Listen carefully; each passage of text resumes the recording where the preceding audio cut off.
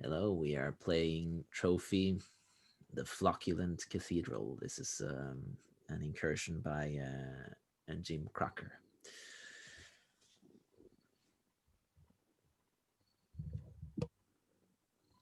The mist coming out from between the trees is dense. The path through the forest has already been kind of moist and soggy. I don't know if the travelers are looking forward to entering this miasmic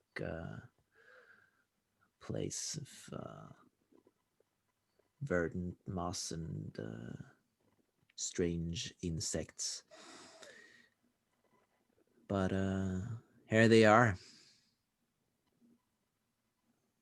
at the entrance to the forest, inside of which awaits the fabled Flocculent Cathedral, of which there are so many songs, so many stories, stories of sacred treasure, of fates reversed, of life, glory restored, of vengeance wrought.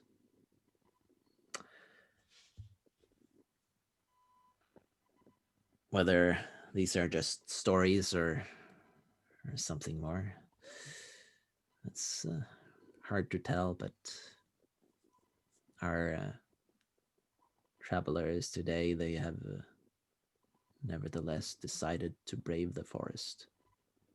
They are going to enter. And they stand there on the edge. Uh, give us give us a little intro to your characters. How do you look? Um, how do the prospects of entering this strange and um, unnerving place? Uh, how does that affect you? How does that weigh on you? Uh, how do we see that in your character's appearance? Let's start with you, Stefan, or We should I say Sud? said, yes. At the entrance of the forest, we see a tall, lanky, very thin character. He's covered in a cloak with a large hood shadowing his face. It's uh, it's like he's dressed himself to avoid showing any skin at all. Uh, gloves adorn his hands. Big thick boots and solid pants obscure all detail, but for the fact that he seems to be humanoid. He carries a large backpack, and if you were to come close, you would find the a peculiar antiseptic smell coming wafting off of it.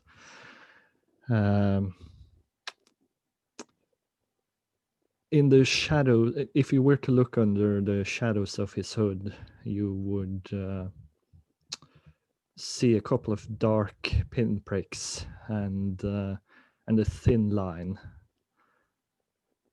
No no discernible features other than that. It seems it seems almost like the caricature of a face. And he has a deep longing. Maybe here. Maybe in this place of wonder and horror, he may find the secret to bring life to the one he has been courting for so long. It's wonderfully airy. Yeah. Or the one they have been courting for so long. Sorry, I felt it. Yeah. It's hard.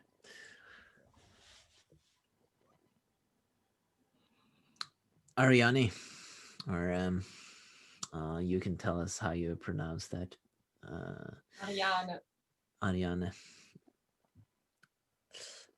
Let us see how Ariane looks. How the wet and heavy air is affecting her. She seems a little out of place because it does not seem to affect her at all. She just looks around in curiosity, like this was an exciting game she's playing. And she's watching the stranger. I think we don't know each other, so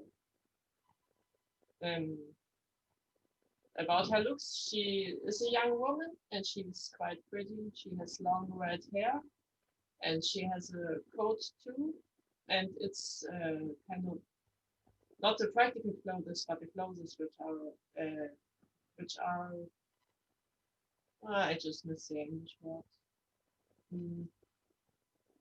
Well, they are pretty.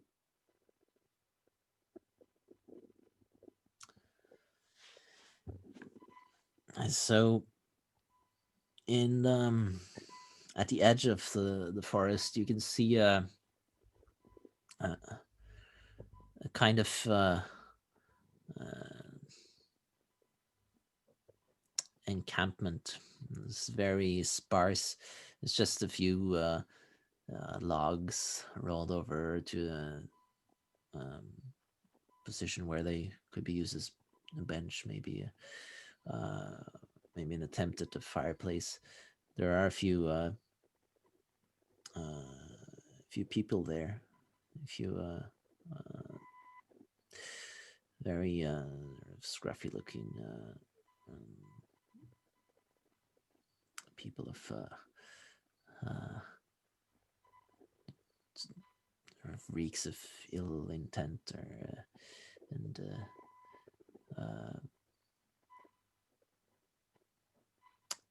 and opportunism.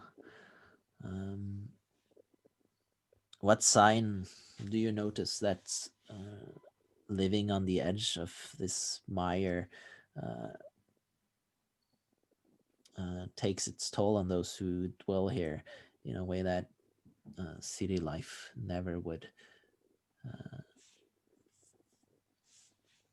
Sud, tell us something about this place.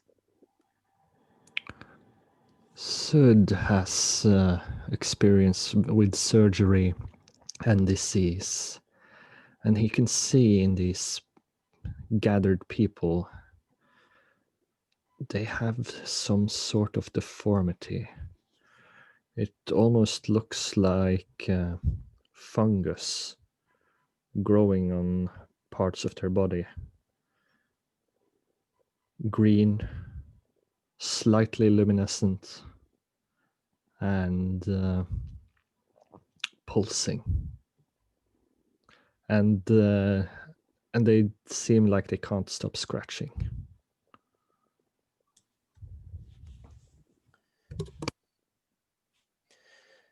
Ariane, what sign do you see of the forest taking its toll on these people?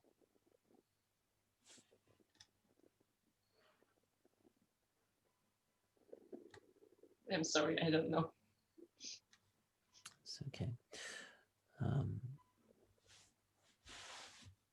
Loki, if you feel free to jump in if you have anything as well.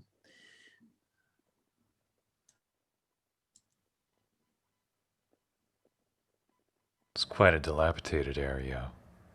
Wherever the branches are nearest, both buildings and people, for they do not stray far from their homes, seem far more dilapidated than those who stay farther away.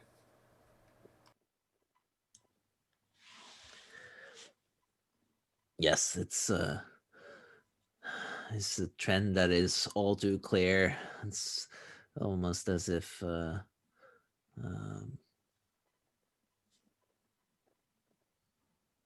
forest and its very air is suffocating all of civilization and the people you see here. They are. It's almost like they're not people at all. They're just remnants. That's why it almost takes you back when one of them addresses you. Gaunt and sickly looking fellow with a fungus, a large stripe of fungus running down from his right eye. He points at you, Sud, and says, you want to enter the forest? You have to pay tribute. Oh. And pray tell, tribute. What would you take in tribute?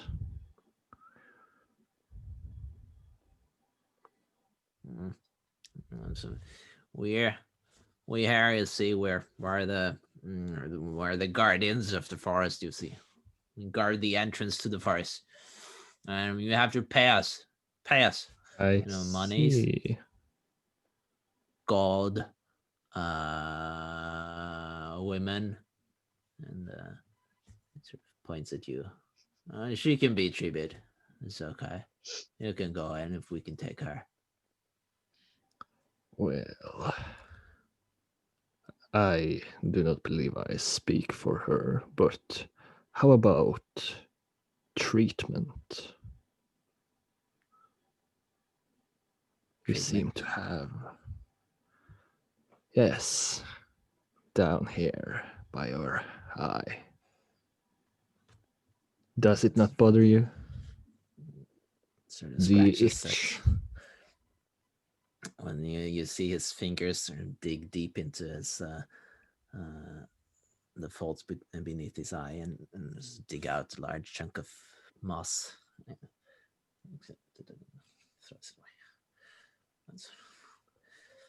Skin can be so fragile, irritating.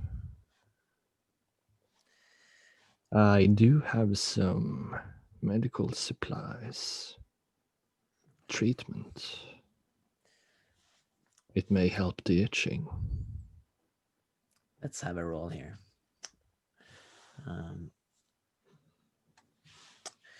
So you are attempting to convince this guy of accepting some sort of treatment instead of gold or something else. So tell me what's the goal of your action? And well, I think the goal of my action is to try to demonstrate, like, I would imagine Sud has been fumbling a bit in his backpack, and he's going to take out a vial with something, and essentially I think he's going to try to be a bit quick about it and sort of try to apply some sort of ointment on the face of the guy to just immediately demonstrate. Okay. And do you are you attempting to actually sort of alleviate this these pains, this discomfort, or are you like bluffing and doing snake oil?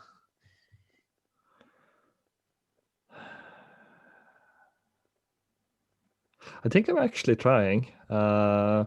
I believe I would have come prepared for some.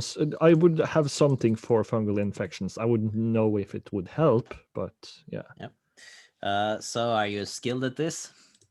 I'm skilled in disease. I don't know if it counts as a disease. Oh, well, let's give you one. Let's give you one die. Do you want the devil's bargain? Yes. All right, it's open to the floor to give Sud some interesting consequence of this. Remember, this is something that should happen regardless of whether they succeed or not.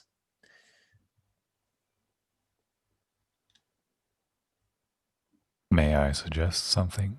Yes, of course. You succeed, but you draw the ire of what lives in him. Oh, Ooh. that's nice. Do you accept, Sud? This will happen whether or not you succeed. Yeah, I know, and I sort of would like to avoid conflict this early on, but it would be fun. You're free to decline, of course. It's. I think I'll decline. Actually, yeah. So then I get one white die, or one white die, and this wouldn't risk your mind or body unless you say so. no, I don't think he would be particularly disturbed. So one die. All right, okay. One die it is, and you're looking for 4 or greater. Yeah. Oh, 3. 3. Yes, that means you fail and things get worse. So you pull out this ointment, and you're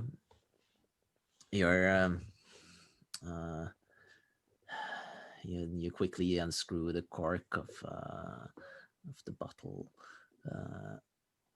try to apply it, and as you stretch your hands toward this bandit's eyes, he just looks at your fingers, sees that they are but wooden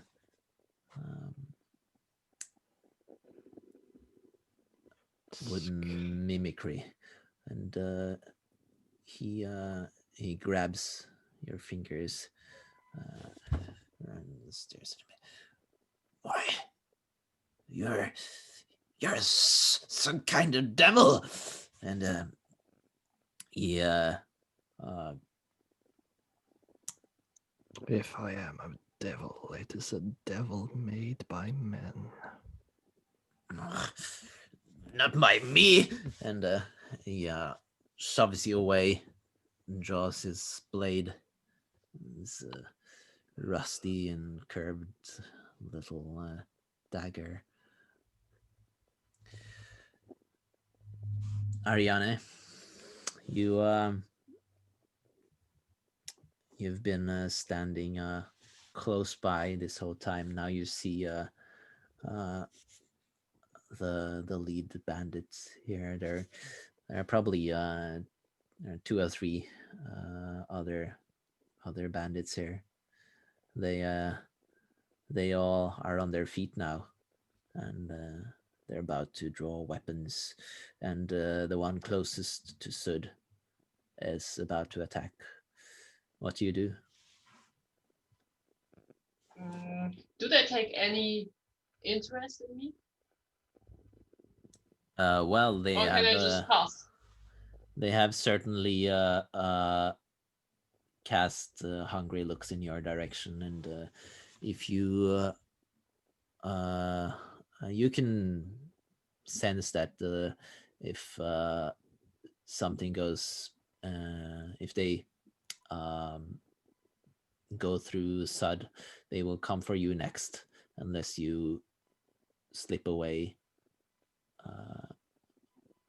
with this distraction or I would aid in use their this defeat. nice distraction and try to pass. But not running or hiding, I just try to Yeah. pass. All right. Wise decision. So I think you should roll for this because they do know you're there, and so it's not like doesn't look like the biggest threat, so they wouldn't be all be like completely absorbed. And so you should roll for this. Is this so? Your goal is to get past the bandits, right? Yeah. And is this something you have a skill for? No, I think not. Well, what skill would this be? I don't know. If you say no, then it's no. It is.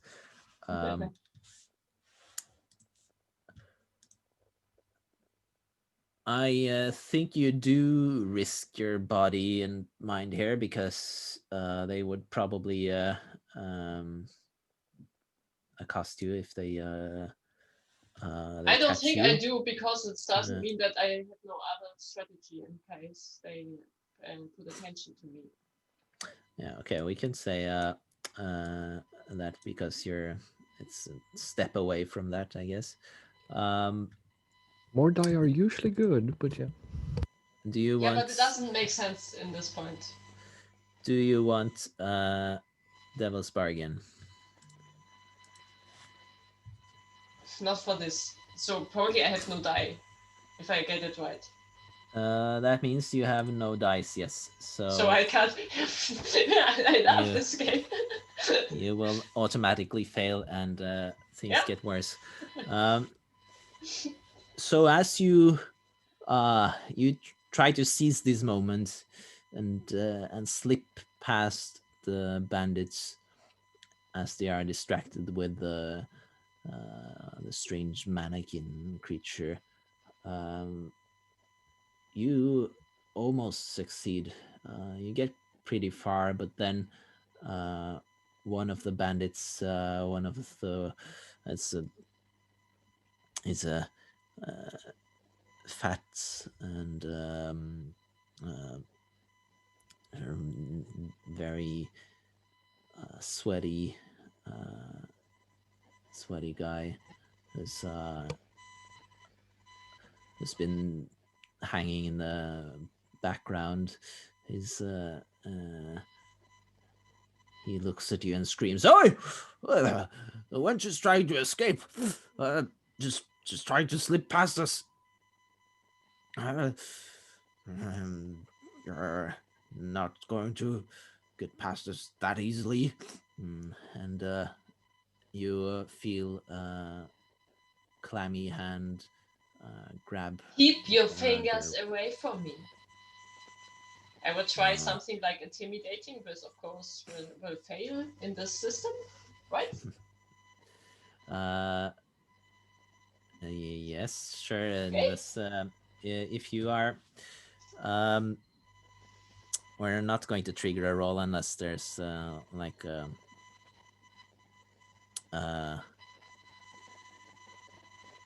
so you are. We're just going to play this out. So he pulls you close and says, "What? And why should I? Why should I listen to you?" I would put the beat the hand away, so I don't allow to touch me. And he will, as you try to brush his hands away, he will try to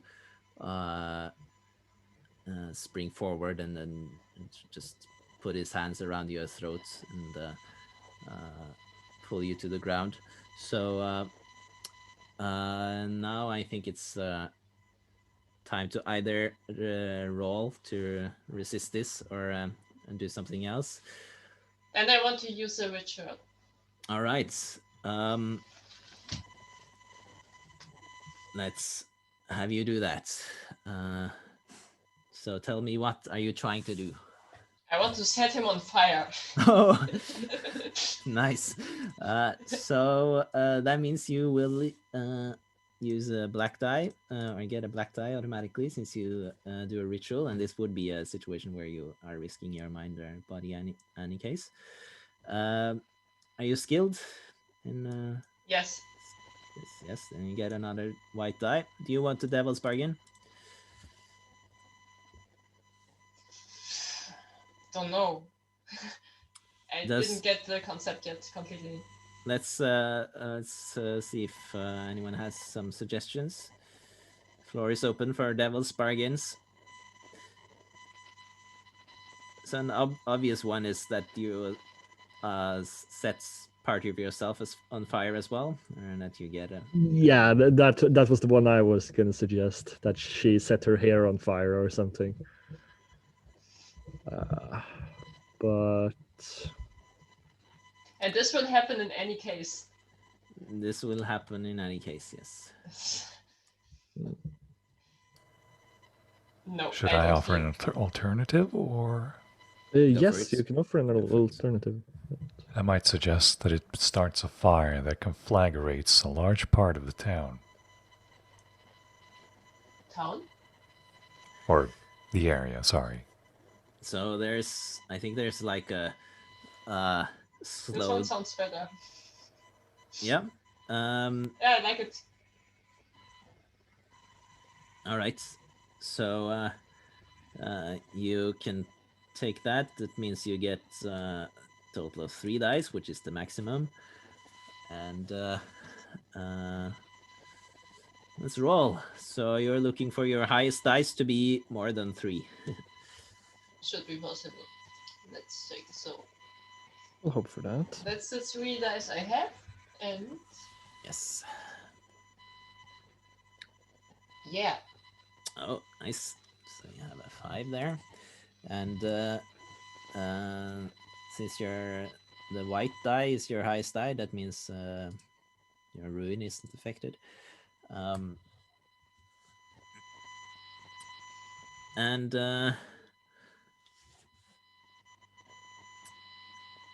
well, and between 4 and 5 means that you succeed, but there is a complication. And of course, the devil's bargain happens anyway. So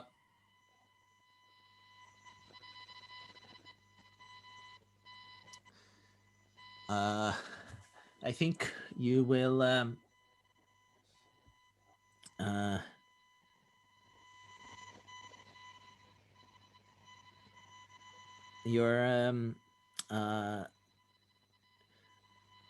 your spell is really powerful. It creates like a giant inferno almost, since it will go all the way to burn the closest settlement as well. So this will definitely gain the attention of the forest and the things that dwell there. We'll see more what that will entail later, but you can describe now how it looks when you set this man on fire.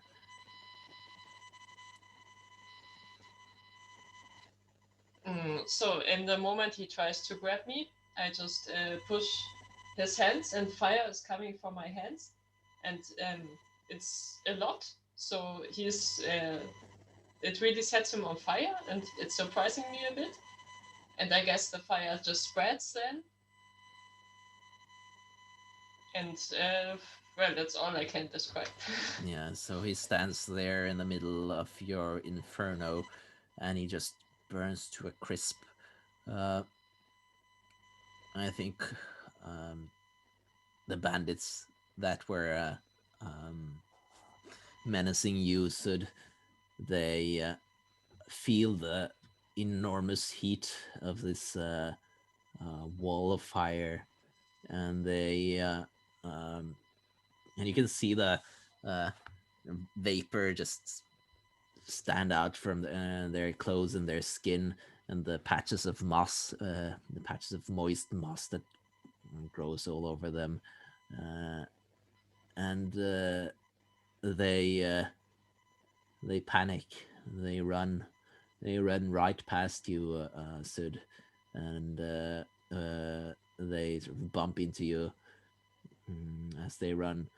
And you, of course, you're made of wood. Fire is not your friend. Uh, there's a spark Yeah. from uh, um, from this inferno that lands on your cape.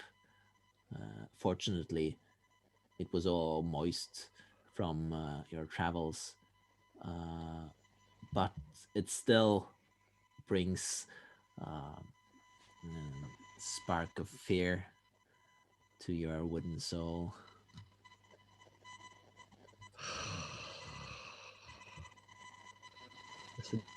There's a deep hiss coming from Sud, and he stands there almost frozen between trying to traverse deeper past the source of the flames or running away. And but he has come so far, and with a visible effort, he starts running deeper into the forest. Ariane is actually waving at him. Are you coming? Maybe we can help each other. Oh, fire away from me, witch! Oh, you don't like my fire? I'm sorry. I found it quite useful in this moment. I see your reasoning, and I believe we can work together. But keep that infernal power away from me. I will try my best. Then we have an accord.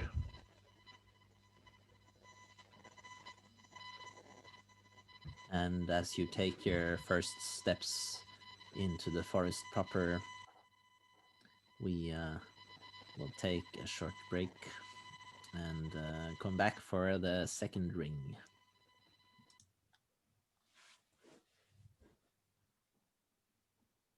You pass out of this initial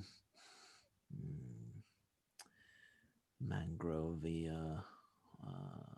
part of the forest, and onto an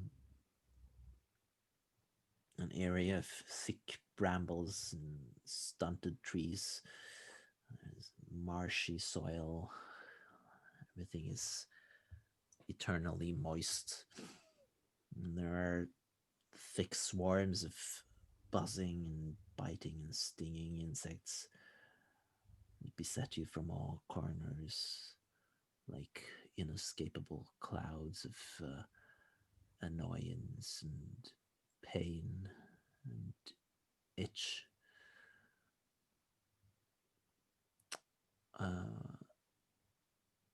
Describe for us how your character is coping with this uh, incredibly, or potentially incredibly annoying and painful situation, um, and describe what is most bothersome for your character in this moment. What is most bothersome for you, Sud? Well, the insects are certainly not bothersome. Actually, Sid might find them fascinating, as they cannot really penetrate his wooden visage. I would say it's sort of foggy and moist. And the moisture is making parts of him creak with every movement. And it's not really hindering him, but it is it's sort of the way that old people kind of feel it when they can feel it in what's it called again? Yicht. I know it. Arthritis. Gout. Gout, yeah. Old people that have gout sort of sometimes when it's moist they feel it in their gouty limbs.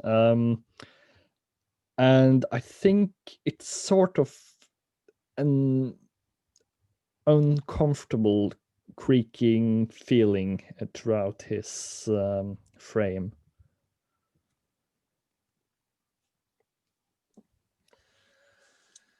And what about Ariane? For me, it's clearly the insects. They are just making me stressed because I'm trying to keep them away from my skin all the time. It's really an impossible task. There are just way too many of them, and they land on your face, your neck, they creep up your ankles, and they buzz in your ear. It's actually so loud that it's almost impossible to communicate. You can only see each other as if through a haze, and you have to shout to even hear each other. There's there's a clear path for you still, even though it's overgrown. It's it doesn't look like there has been people here. At least civilization is far, far away, far behind you, and at the moment being burned to cinders by Ariana's wildfire. But there are stones, statuettes, figures that dot the road with regular intervals. It's they are shrines, shrines to the gods, the saints of the Flocculent Cathedral.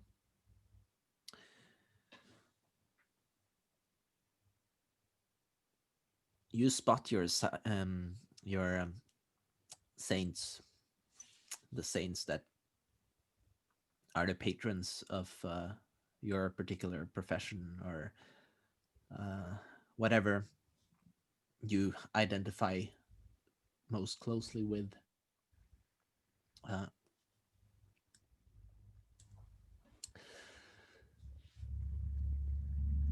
Describe to me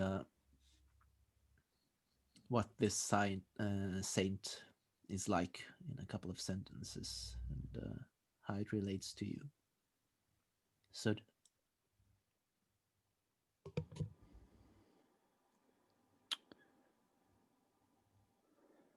We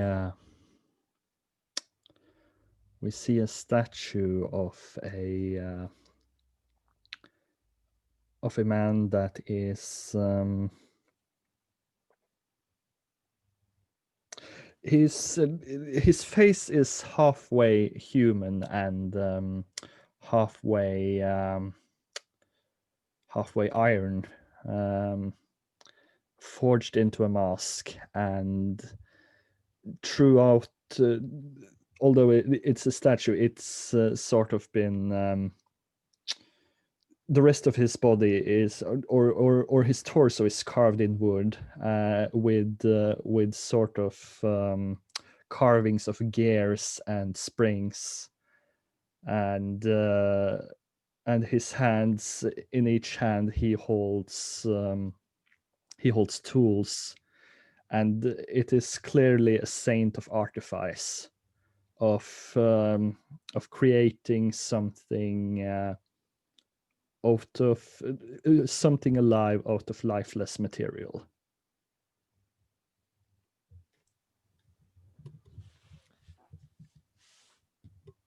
Should we call this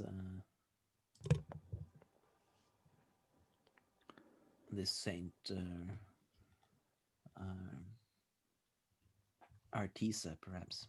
Manak. Manak. Oh, yeah. It's up to you. Manak, that is good. So Saint Manak. Let's just put this in here.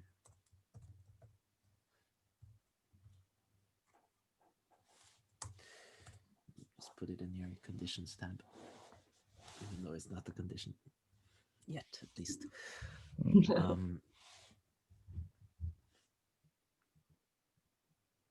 What about you, Ariana? What saint do you spot among those shrines that lead your way, that relates to your profession or to you in some other way? I'm just for the one way super bad in improvising, and on the second way, I can't really imagine a saint which is connected to me in any way. So I'm sorry. What about a saint of fire?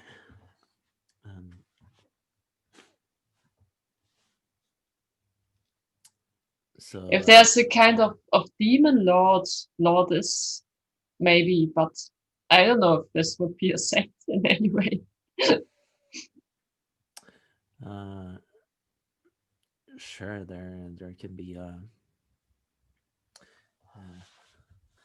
let's call it Saint Ignatius, the fiery prince.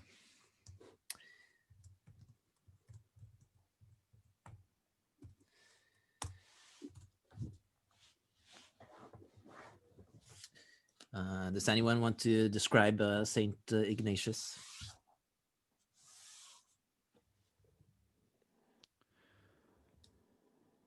I would imagine that his visage is gives an impression of flowing.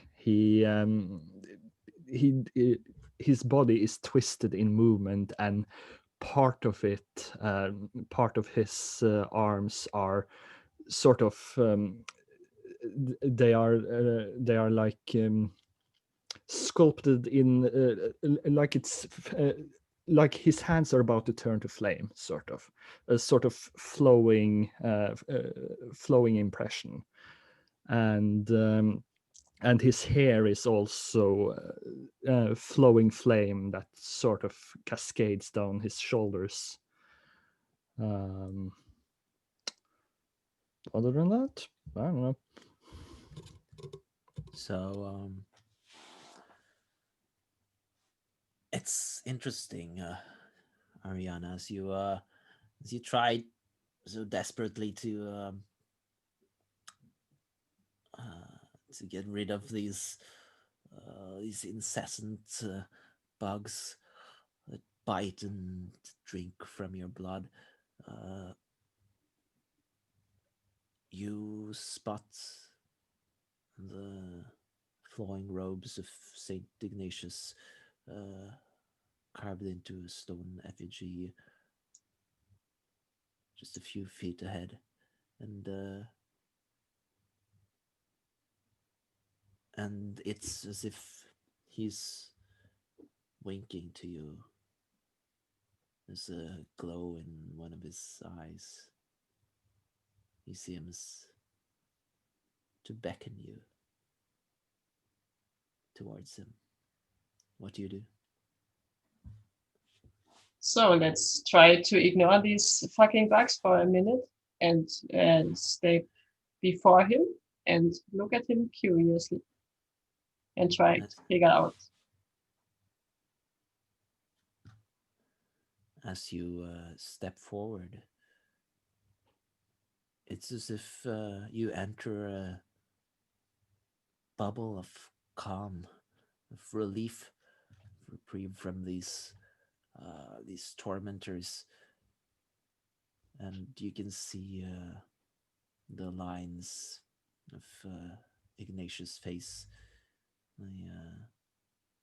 They light up as if in a smile. He is pleased that his servant has presented him with such a gift this day. The flames engulfing an entire town, countless people burning, screaming, cleansed from this world. And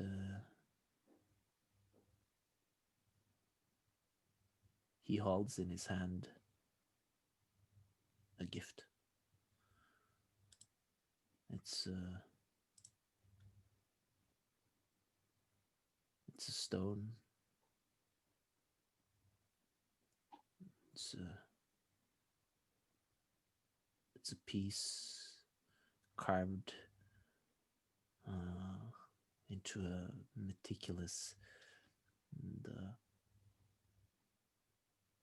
precise shape. It's a piece of a puzzle. It's there in his hand, the thing that you have sought for so long. It's within reach. Small piece. Tell me about this piece that you are seeking and what it is, what it means to you, Ariana.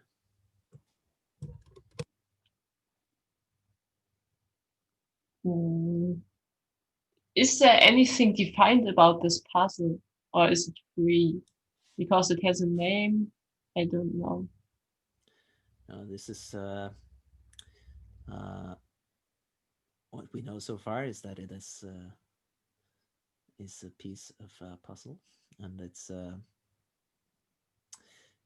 I think it's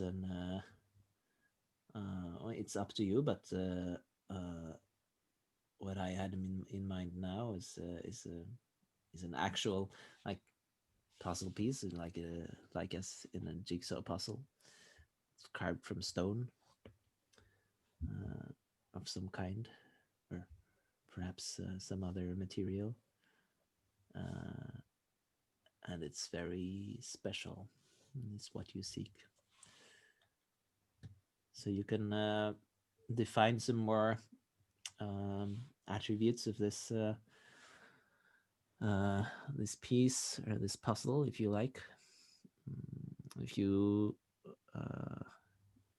don't have any ideas, then just leave it up to the rest of us. But it's your privilege to say to define things about it right now, if you want. I would say that in my family there are several mighty artifacts that we acquired, and this is a kind of set of artifacts. And well, this piece of this puzzle piece belongs to a puzzle, and this puzzle is one of the artifacts, but it was incomplete. So to get the set working, to get all the artifacts working and unleash their power, I need exactly this piece. Yes. And now you see it right before you, within reach. You can just reach out your hand and grab it. What do you do?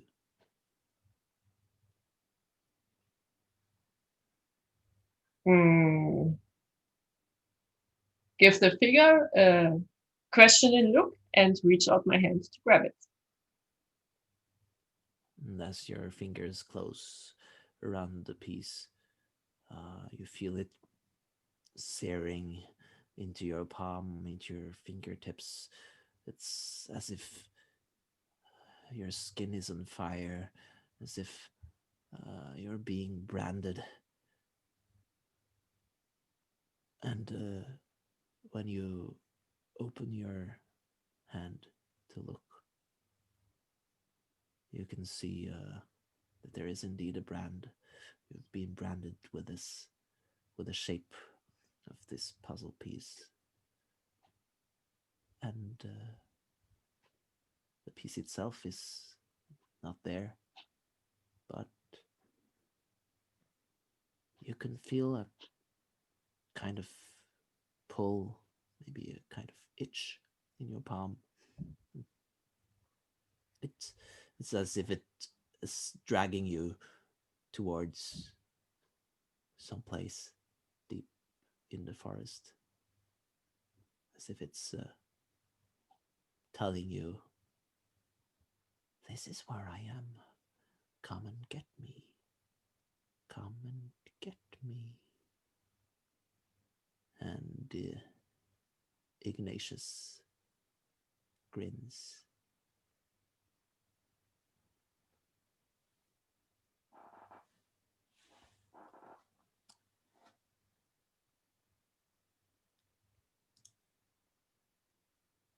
Sud, you see Ariana enter this circle of the saint of demons and fire. What do you do?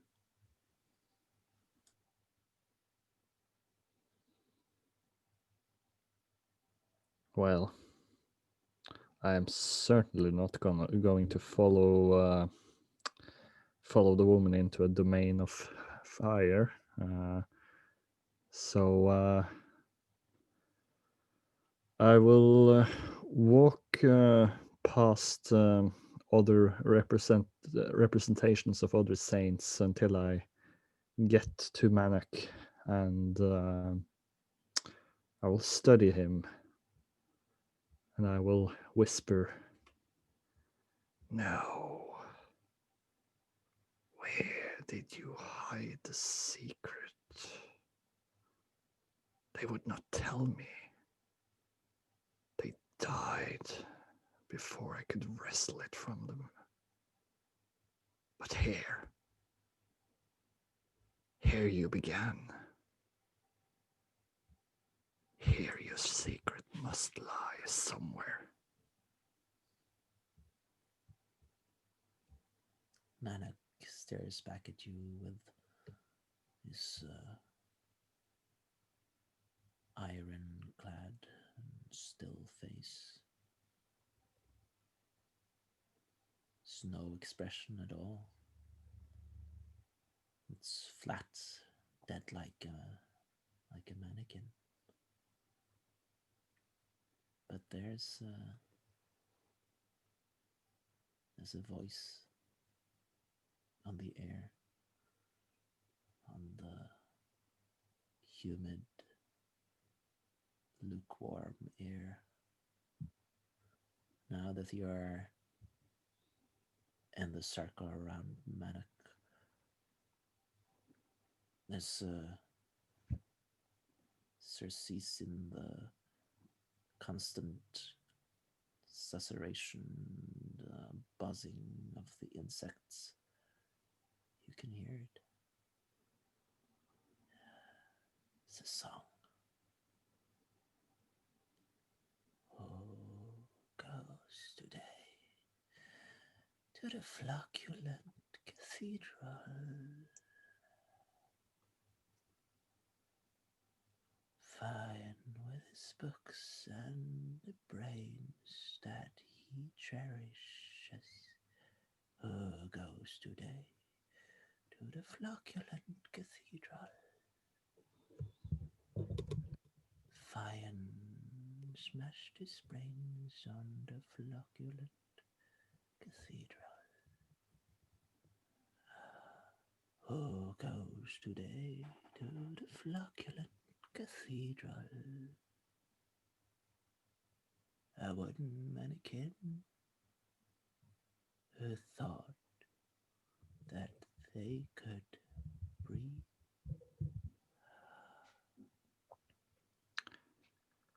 My life, it was bestowed, and now I wish to know how I can once more replicate your artifice of life. Who goes today to the Flocculent Cathedral? One who thinks that what is greater than brains. One who would like mind to inhabit.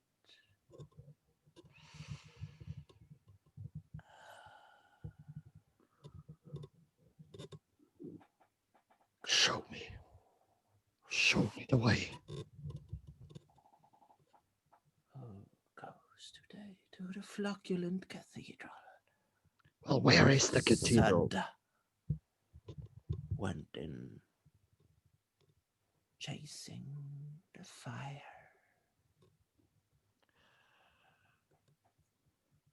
Chasing the fire.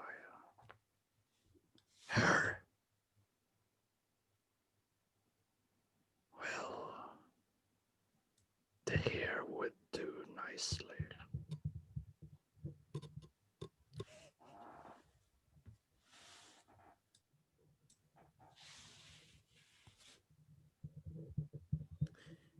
Ariana, you now have a sense that guides you without fail deeper into the heart of the forest, even when the paths no longer show the way. You know where to go.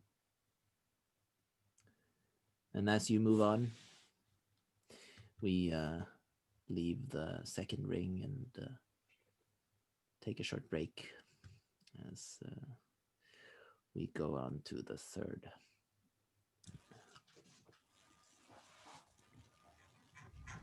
As you move on out of the swamp and back into a denser part of the forest, it's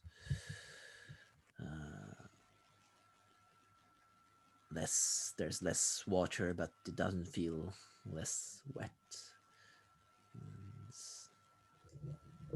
The moisture clings to your skin. It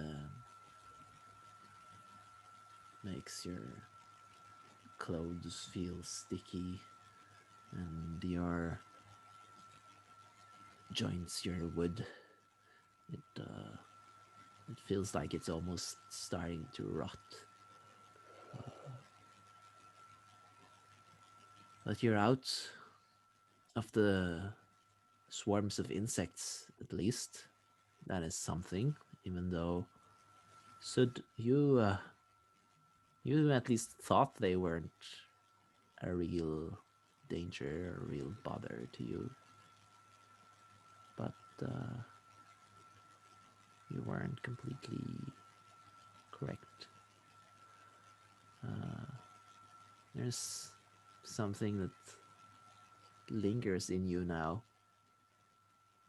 Something that leaves you changed.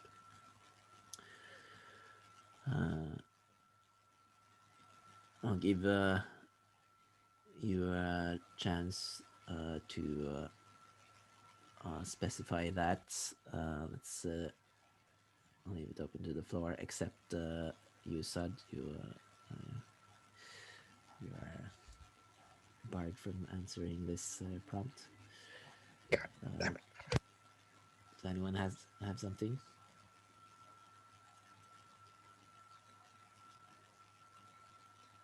You mean a way how the insects are changing him? Yes, something that is a mark. Well,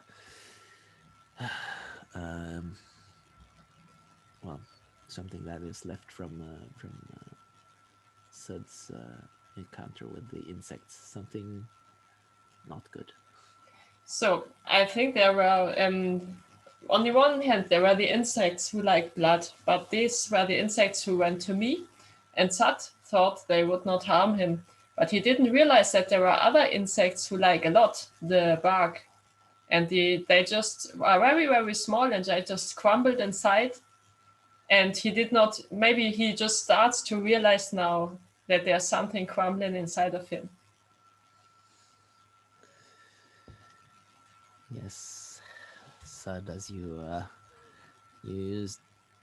feel that there's like a looseness in one of your limbs, something that is not doesn't feel right. There's an extra bendiness to one of your joints, and when you examine it, you can see tiny holes in it. And as you stare, you can see tiny black spots moving, chewing, spitting out your material, your stuff. Tiny little wood lice eating away at your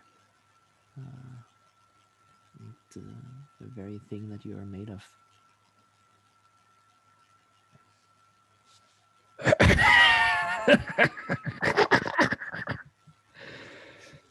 This is your test. To eat away at my frame? But I am stronger. I will endure anything to end my loneliness. Nevertheless, you're going to have to roll a ruin roll. Yeah. Okie dokie.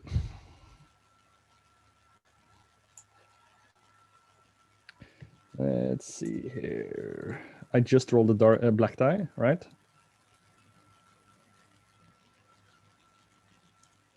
Yes. Just one black die, and you're looking to see anything but the 5 or 6. I got the one. So your resolve is indeed strong, as you see that you are being eaten alive. Slowly but surely, you persevere. Now it's your privilege to describe what legacy the encounter with the bugs have left Ariana. Damn it, it was a trap.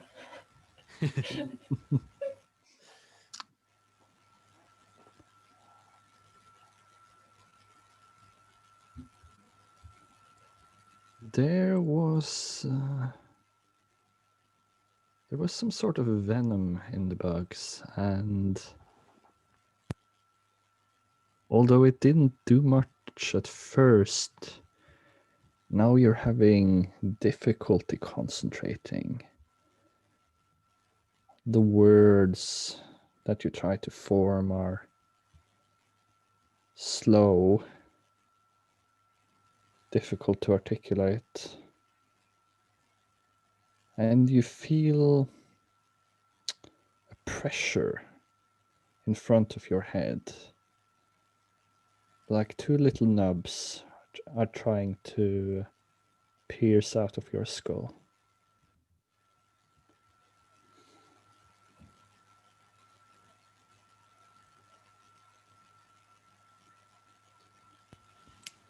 So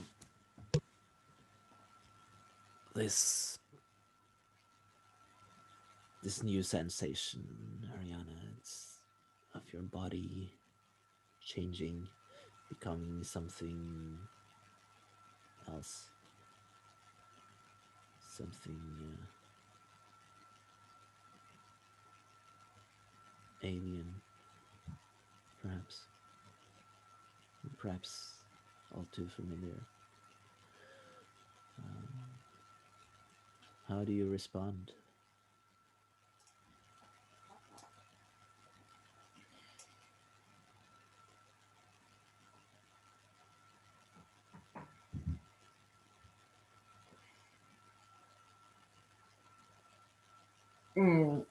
I'm trying to shake it off, and I put my fist around the sign I got, and just focusing on that, and try to shake off everything else that's bothering me. Yeah, the thing is, it's not really working, is it? You shake your fist, you shake your head, but there it is, persistent. The feeling of something growing out of your forehead.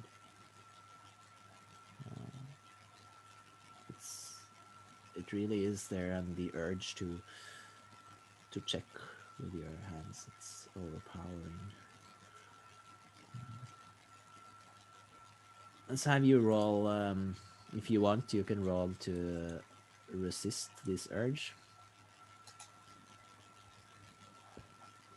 The urge to check with my hand? No, I will check with my hand.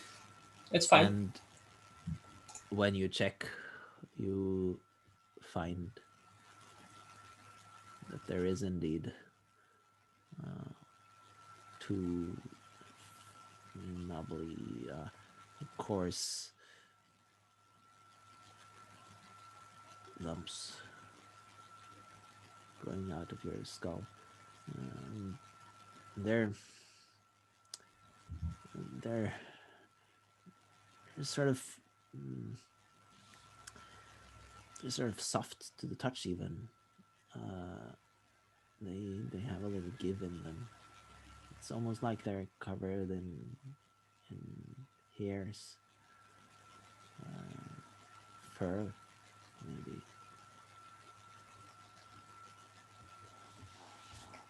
And because you're saying two, are they symmetrical or are they at random places? They are. There's one on each side of your forehead, above your eyebrows. Give me a ruin roll for this. So one black die. Yeah. Whoa, whoa, whoa, whoa. Is that another one? You see? I wrote it. Yes, it's a one. Yes. It is. So Lucky. you keep your head. This isn't the first strange thing that has happened to you.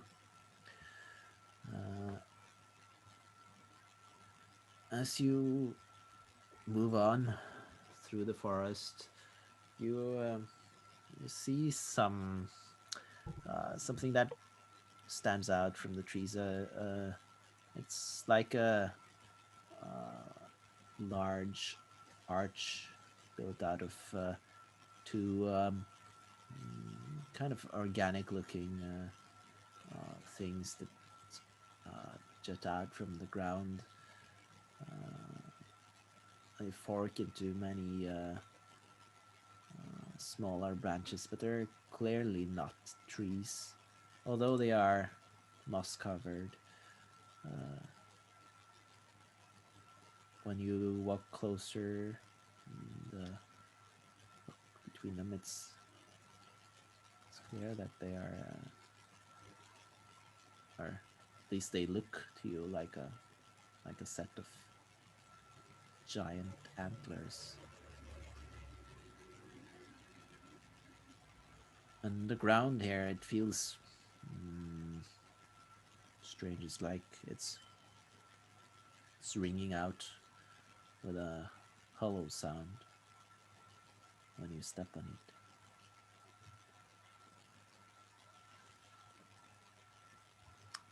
It's late. It's time to make camp. And this place seems as good as any.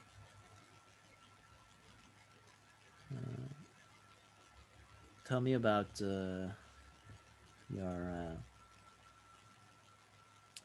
preparations for camp. Let's have a little round of just describing some moments from this evening and night in the forest. I think I'm actually really not in the mood to make a camp at all. I would like to continue. Hmm.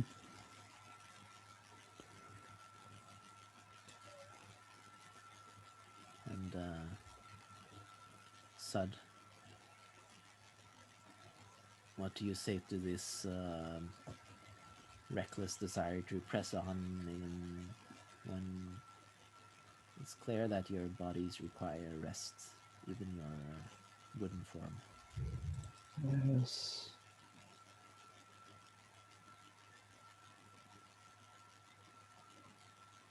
I believe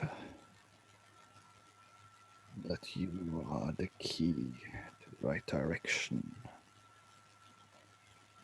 And you should take care of your frame, at least until we reach our destination.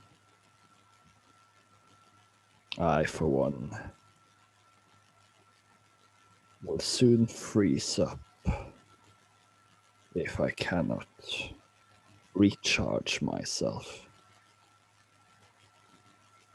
Press on at your own peril, but I need sleep. And I'll sit down and sort of it's a bit like I'm powering off. Like I just sort of slump a little bit.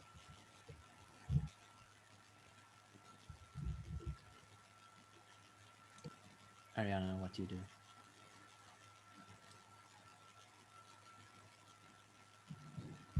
I would want to continue. I don't know how strong is my need. If I can, I will continue. You feel that your body is fighting you, but your mind, it wants to strive on. Give me a roll for this to see if you can resist the urge to rest. Is this something you are skilled in? It could actually be. Let me see. I'm skilled in determination. No idea. Okay. We'll I have think that that could count. work. Yes. Yeah. So 1 die for that. Do you want the devil's bargain?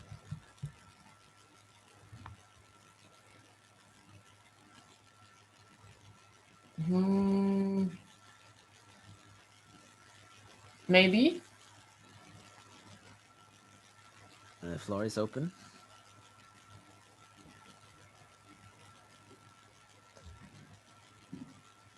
I think pushing tiredly through the woods. I think at some point you're going to, as the foothold is treacherous, you're going to stumble at some point, and something will break. You accept that? No, I don't. Good. Okay. So you are definitely risking your body. This, so that will be 1 white and 1 black die. Okay.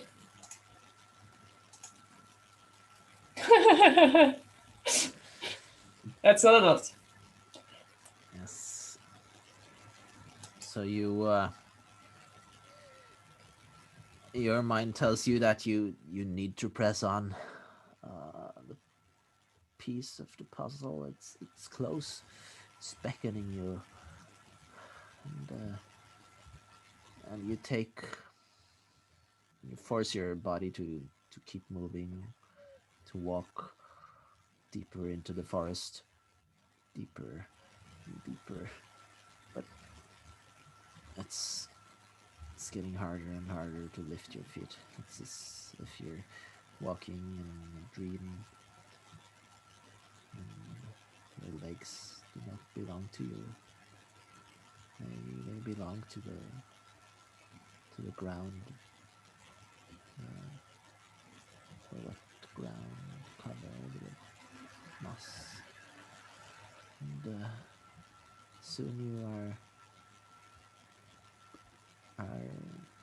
in its embrace. It hugs you from all sides, and you're lost to dream.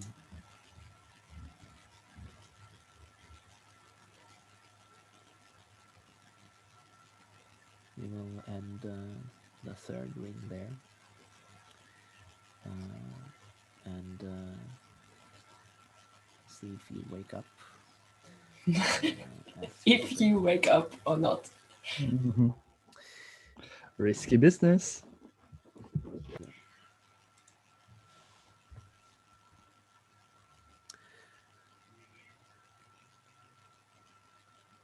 Sud, you you wake up with a feeling of that you are being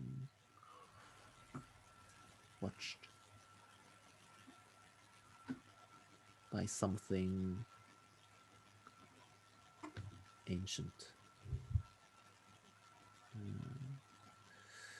The first thing you see is the great antlers that grow from the ground under which you sleep. But there's something else here. Something that is angry.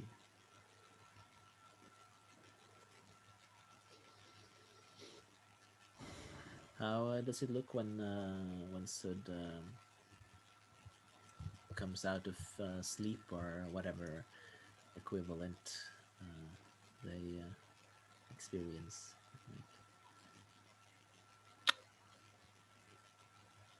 Um,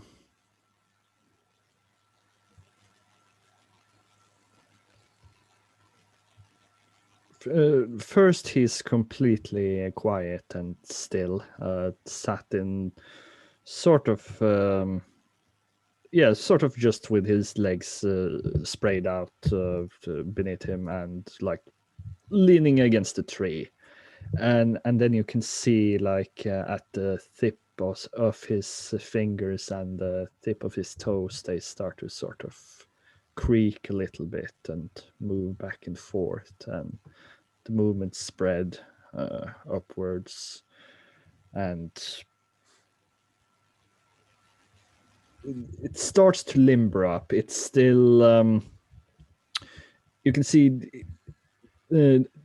would be that parts of him has been eaten makes it not a completely smooth process. It's a bit.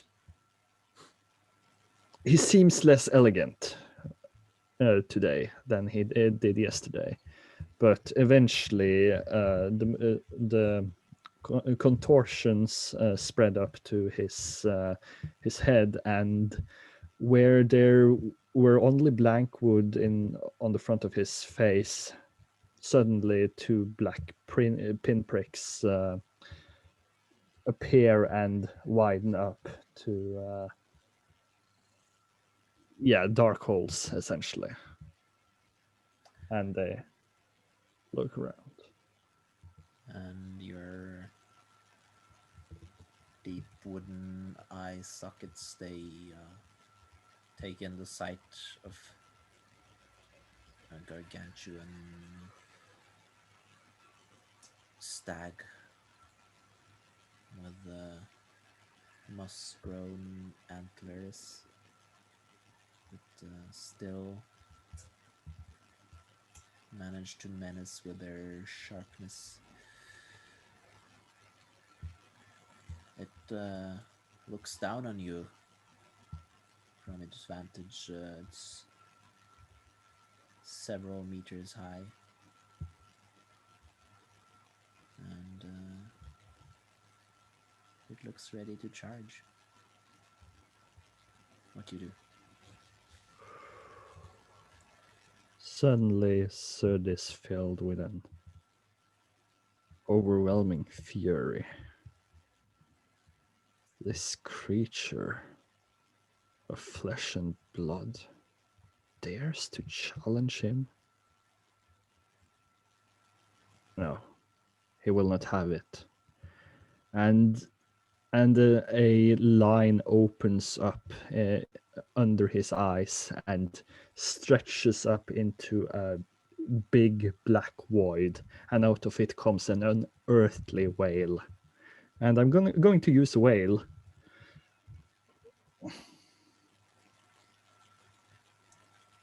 That is great, because this is indeed a monstrosity. So you get a dark die. Mm-hmm. And are you skilled? Nope. Do you want the devil's bargain then? Oh, yes. All right, the floor is open. Any consequences?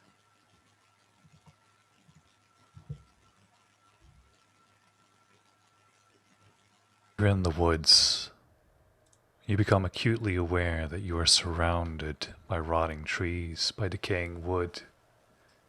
Onwards, it is as decaying flesh to you, repulsive and horrifying because of your nature.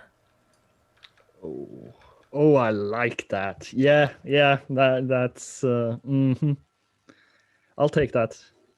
Great, that is awesome. Well, then you have 2 dice. Roll away. 4 on the black one. And your ruin is 4 already, right?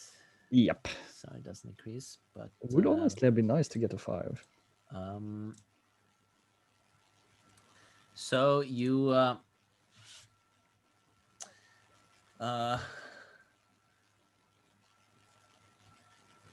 well, the consequence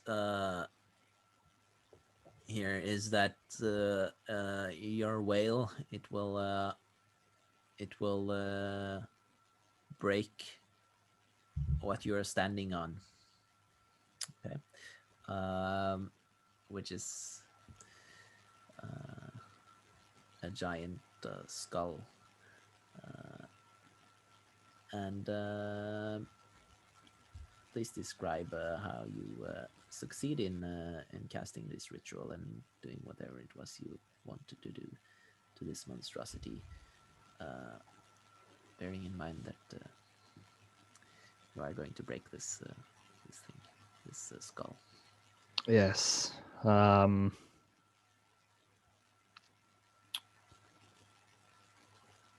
I think. Yes, I think that as I unleash this veil, it's a horrifying noise, and the beast cringes back and sort of waggles its head around before it's sort of dizzied and just standing there, sort of disoriented, and as this happened, and as the skull breaks beneath Sut, he managed to sort of catch himself on one part of the skull, but his backpack is sort of one the top of it is thrown open, and something that looks like a couple of wooden parts sort of fall out, and down where the skull has been crushed, and it's sort of a hole there, and these parts just disappear down there, and Sut notices this, and there's a deep pain within his simulacrum of arms, and from as he holds himself up from his backpack, he takes out a cleaver and marches on the dare and starts to cut into it. And the deer, while dazed and stunned by your wail, it isn't entirely helpless. So you should have a roll, and we should give that a roll. But before we do that, Ariana, you have been deep in dreamless sleep.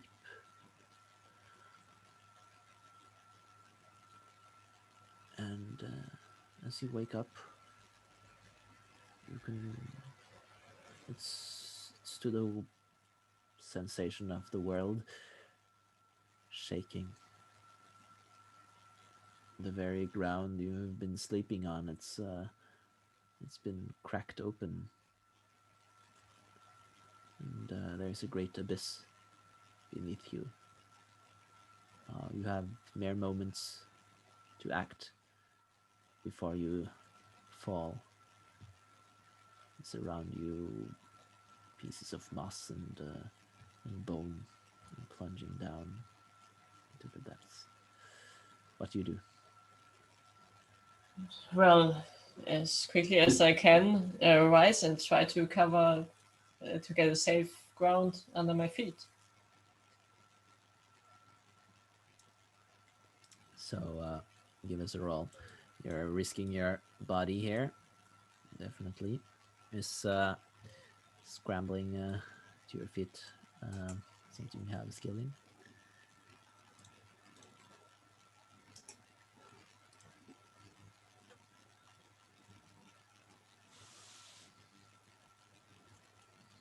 So there's nothing, no skill I could use. Devil's Bargain. Sure, I'll race. The floor is open.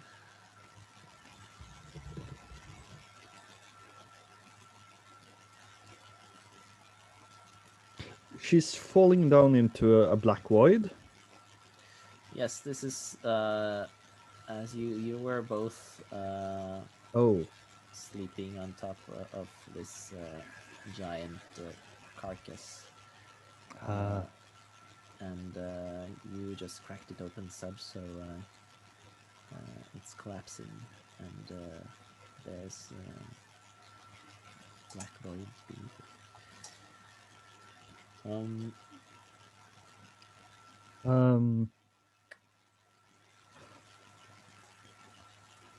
After this, whenever you go into a dark place, it will remind you of falling, and you will have problems keeping your balance. You accept that bargain? Oh, that's super annoying.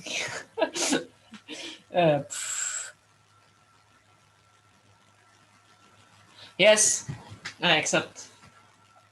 All right, take another die. So one black, one white. Roll away. Sorry, I feel like I've been really annoying towards you. That's how it's supposed to be. All right, so you have a 4 there. That means you succeed in getting to your feet. However, the you will you will end up trapped on a sort of island of bone carried aloft by hanging vines above this deep chasm. So although you haven't fallen yet, you you are arguably no better off. You also got the black die, that is your highest result, and the black die shows a 4, which, unless I'm mistaken, means that your ruin will increase by 1. Since you have your ruin is 3, right? Yeah, I count fear of the dark as ruin increased by 1. That fits very well. Well, you won't get out that easily, because that was the devil's bargain you accepted, but you will also get a condition. A condition? Yes, which is what happens whenever your ruin increases.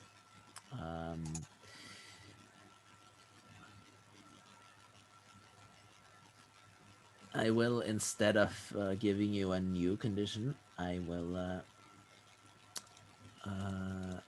develop the condition you already have. So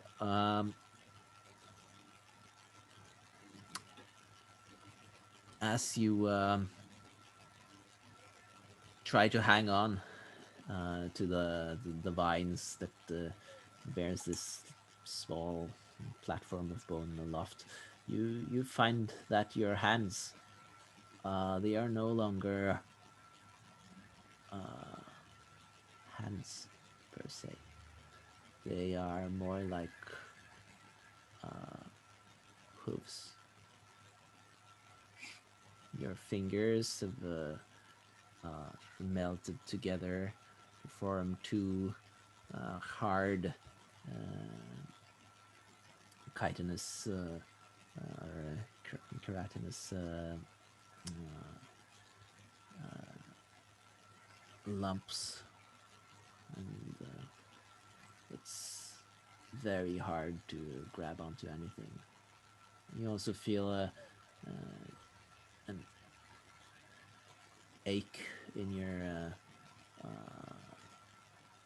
feet as your shoes are pressing on your ankles uncomfortably. They no longer fit your cloven hooves. It's also starting to be kind of hard to stand upright on 2 legs. It feels much more natural to walk on 4.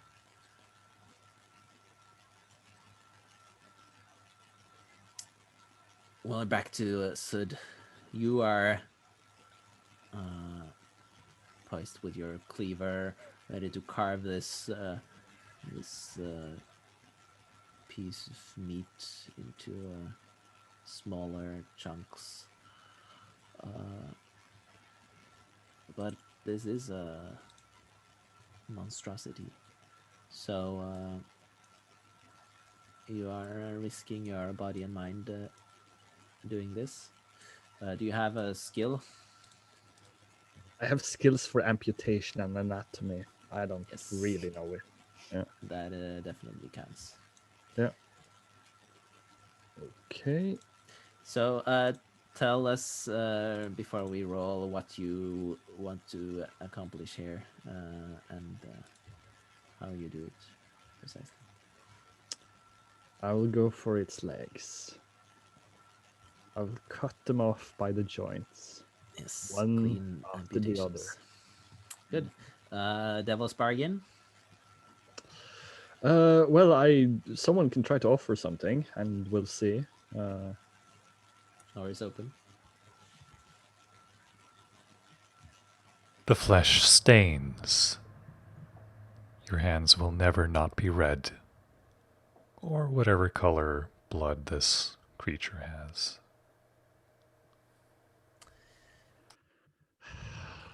Man, I wish I could. Yeah, I would take that, although it's going to be disgusting. Yes. All right. So you get the full array. Roll your 3 dice. Let's see here. Oh, well, I got a 4 at least. Yeah. Nice. I've dodged that ruin so many times now, or several times. Yeah. Well, you are going to end up falling into the abyss after this, but you are going to succeed in amputating the creature's legs. So please tell us how that looks.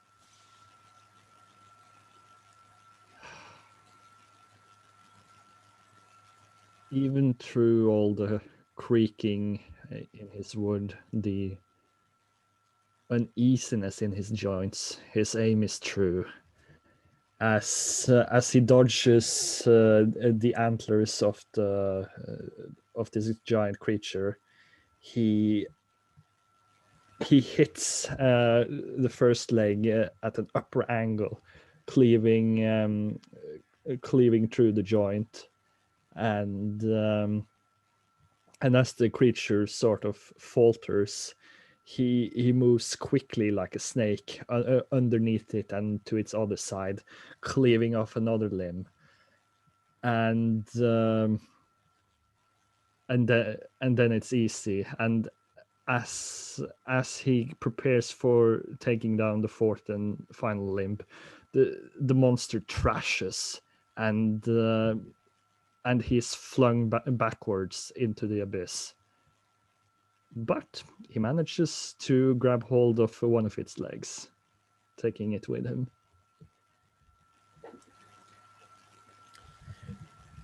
Ariana, you've watched your, I wouldn't say friend, but at least your traveling companion, tumble and topple backwards. You see them slide on what can only be the inside of the skull, slide further down into the dark below. It's also increasingly hard to hold on for you.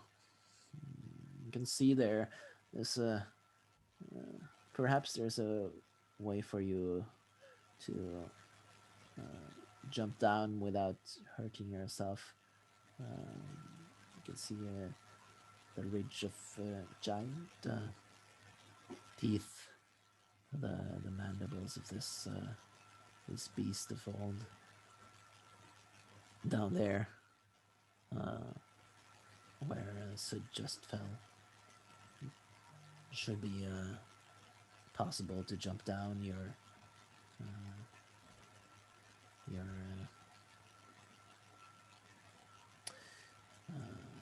4 feet, suited to that kind of movement. What do you do? So it's not an abyss, but there's a ground which I could jump on. Do I get it right? Yes, so you are, if you picture yourself like on a kind of island, very tiny island, just floating Okay. above a giant void, black void. You can see below you like a ledge that's a little bit below you, which is the like the lower part of the skull of this great animal. Below that, there is something else. You don't know what, but you think you might reach this ledge. Yeah, well, then there's no big choice. Let's try. So this jump would be risking your body. Do you think you have skill in this? I will check, but nothing. No, I don't. Right. So any devil's bargains? Unless you don't want any.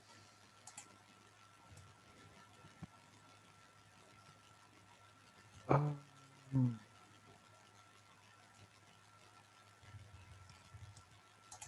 Presently not able to think of any.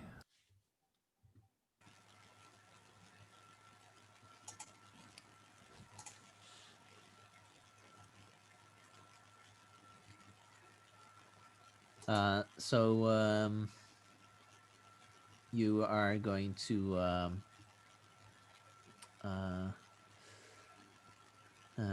you're going to make something well, you're going to make this whole construction unstable with your movement. So things are going to be precarious. So things might collapse at any moment after this. You accept that? So with rising my chance to land, I will make everything collapse and I will fall in any time. No, I don't Yes. accept. That's right. So means you have one black die. And let's have some fun with this black die. Way, aye. It's a 2. It's not a lot. Again.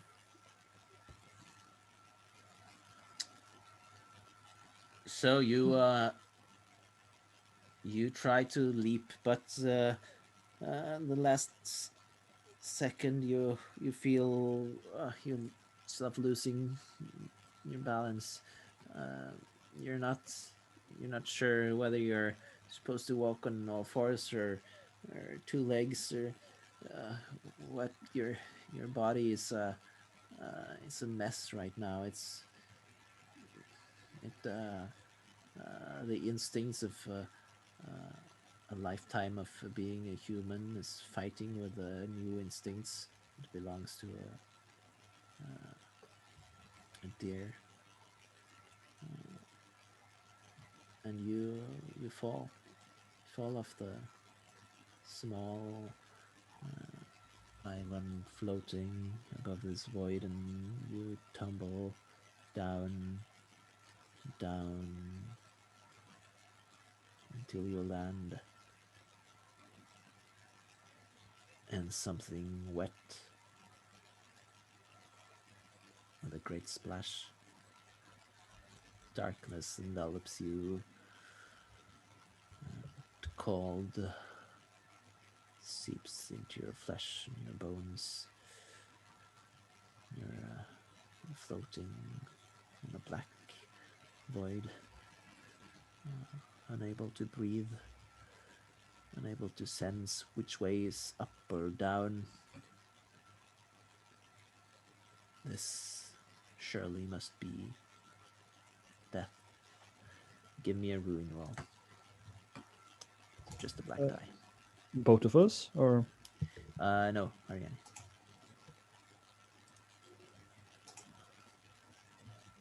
Yeah. All right. I have a 5. So you your ruin increases, and you get another condition.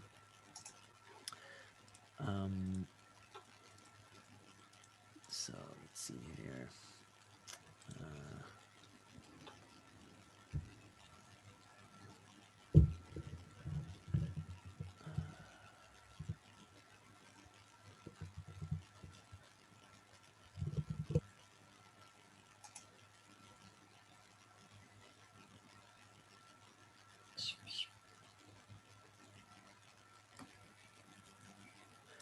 So let's do this.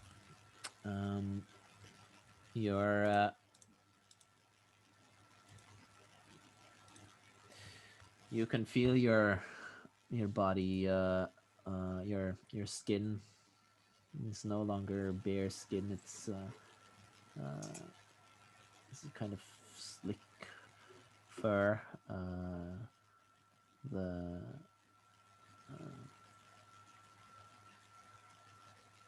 the warm and isolating fur of a deer, but it's like it's always soaked with a kind of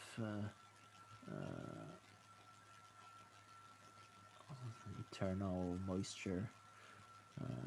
Right now, you're covered in water. Of course, you're inside a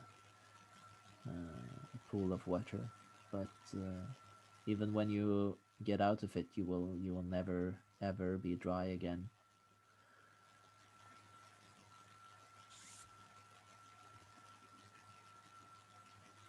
Not my Sud. largest problem at the moment. Sud, you have tumbled and you've slid down this into this void, this abyss beneath the forest floor, and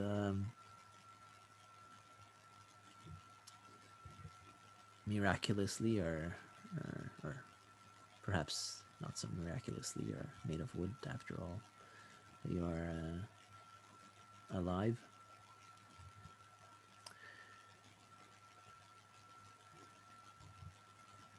But it's dark in front of you. You can see great stillness. This is tiny reflection, as if on water from the little light that is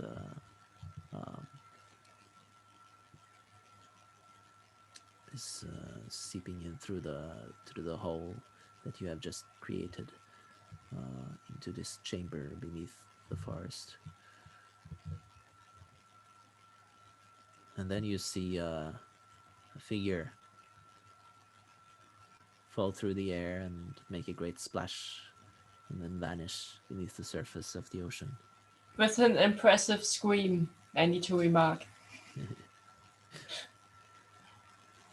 A few moments pass, and it doesn't seem to surface. This is your guide, your chance at finding the cathedral, and so your dreams. What do you do?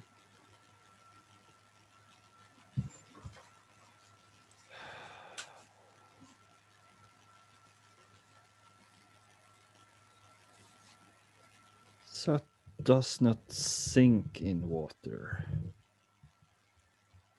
but he is not really capable of making himself sink. Wood floats so easily, and he even though being underwater wouldn't bother him, he would just bob back up to the surface. Perfect. So this Just is need gonna be to interesting. grab you in the right Huh? moment. He looks at his blood-red hands and looks about him. Is there anything of an aquatic nature around? Or you know what? I do wonder if he. I'm just laughing because you sit there. I do wonder if there, and I'm just. Okay. He recalls back to his time as a laboring construct in a distant city, and at one point there he was sent to the fish market and essentially witnessed a lot of different creatures, and he will try to use a mirror to turn himself into an octopus. That's sort of the best I can come up with. Awesome. Yeah. An octopus. Great. Human-sized octopus will come and rescue you, Ariana. Let's hope so. Anyway. Mhm. So it's a ritual. So it's a black dark die, and you are not skilled at this, or Nope, I'm not skilled. Devil's Bargain. If anyone has anything, I.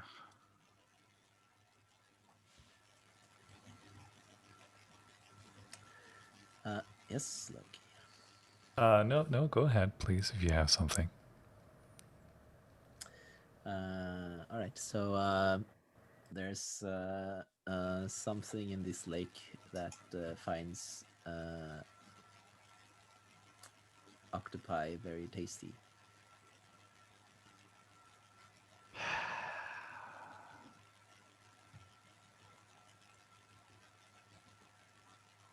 Yeah, sure. All right. Let's go ahead and roll this. Ooh. Oh, I think I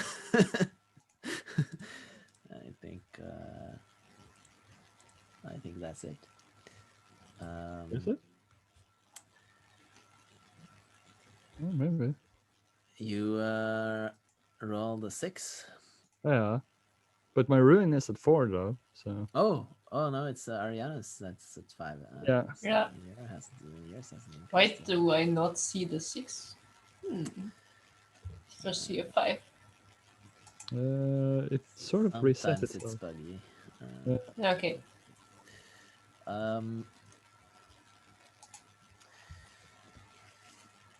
Well, you are completely successful. So just describe how you do this and how you rescue Ariana in your new form. Yes. Well, dredging up from the dawn of his memories, Sud finds the inspiration he needs to transform his form. And as he becomes an octopus, he can finally dive under the water, and with his eyes that now look clearly through the water, he spots Arian almost immediately, and he wraps his tentacles around her, and a couple of them, and then he sort of drags himself and her alongside the bottom until we get up along the edge and up out of the water. And if I can, I would like to drop the form after that, but I'm guessing there's some complications, maybe. Well, since you got a 6, that means that there are no complications from the roll. Yeah. But your ruin does increase, and the Devil's Bargain is in effect. So increase your ruin, and let's see. You're going to get a condition.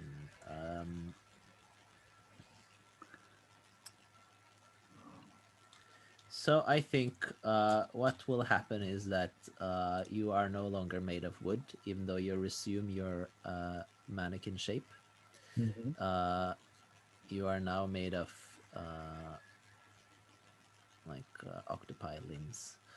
Uh, so you have tiny suckers all over your body, and your limbs are flabby and meaty, and the skin is slick and wet, and you are very, very tasty to the thing that lurks below. Uh, as you lie there on the shore, you can see the lights of two giant round eyes staring up at you from below. And this is a kind of there's another kind of light. It's warmer, and it's kind of attractive. You feel an urge to look closer as it illuminates the cave around you, a soft glow. You can see now that you are in a quite quite large cave.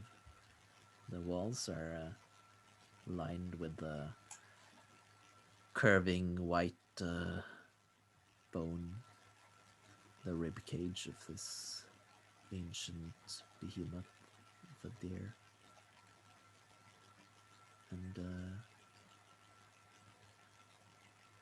And behind you, there's a curious structure.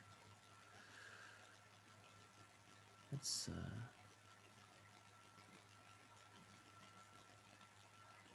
as if a cluster of trees have decided to grow together to make up this this ancient-looking thing, this flocculent silhouette.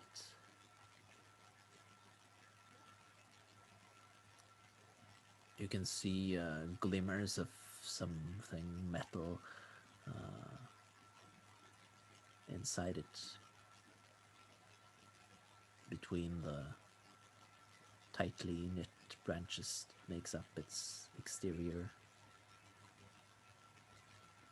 It's here, the place you've been looking for. But it's not the thing you're focused on right now, because this light, this warm and welcoming light, it's coming out of the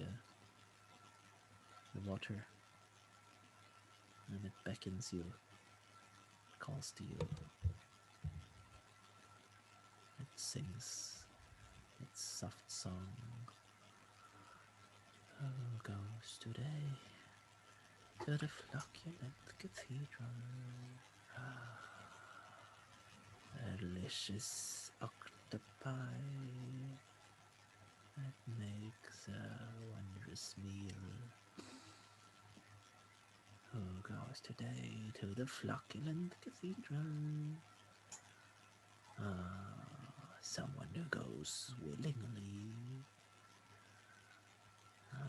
to my warm embrace. And we will end the fourth ring there. Take a short break and be back for the final ring.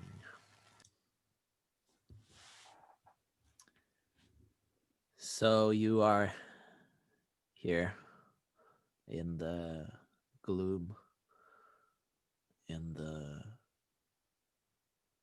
thorax of this monstrous deer. right next to the cathedral, which you have sought. On the banks of this dark lake, in which something lurks, something hungry, something that calls to you, Sud. And you, Ariana, you both are affected by its seductive call, its light.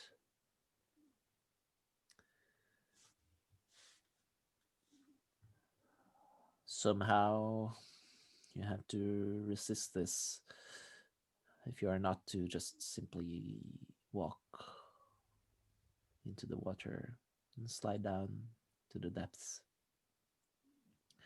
What do you do? Well, Sud he doesn't have many tricks left.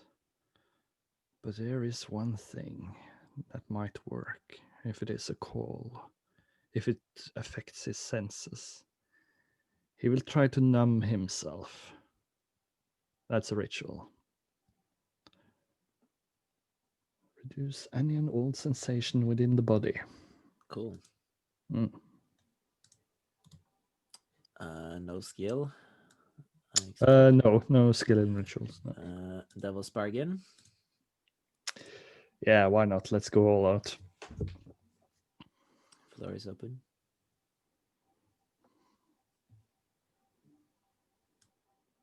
Cool, you numb yourself forever. It's obvious. Yeah. You take it? Hmm. What did you say? You sort of lagged, but okay. But numb myself forever. Forever. Yes, it works very well. Too well. Yeah, accepted. Good. So roll your 2 dice. Let's have. Uh-huh. That's good. That's good. You're not dead yet. Mm-hmm. So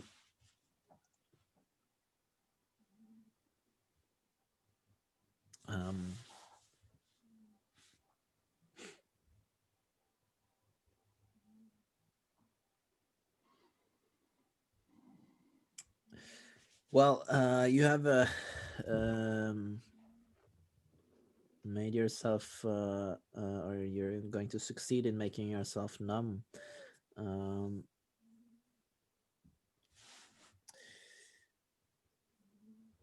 But you have, in the process, you have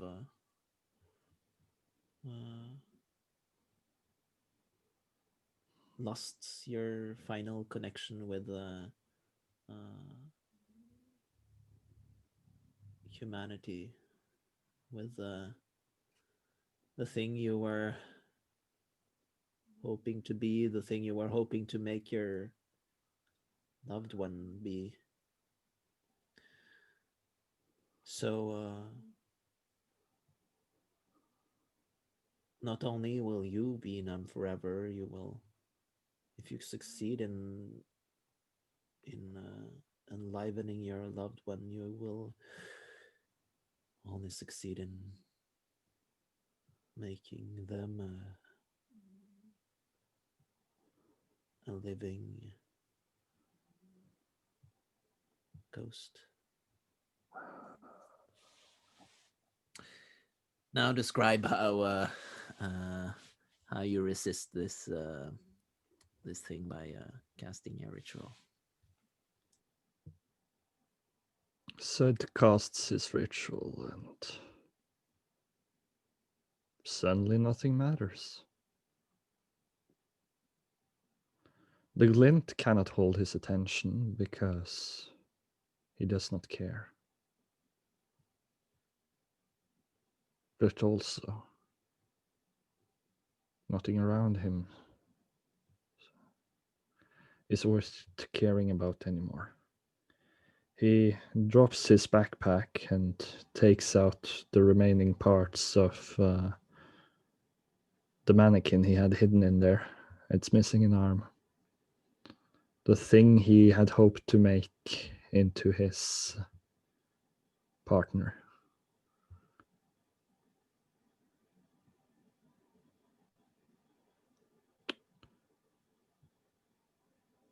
Sud just stands there, staring. Not really sure if he ever wants to move again.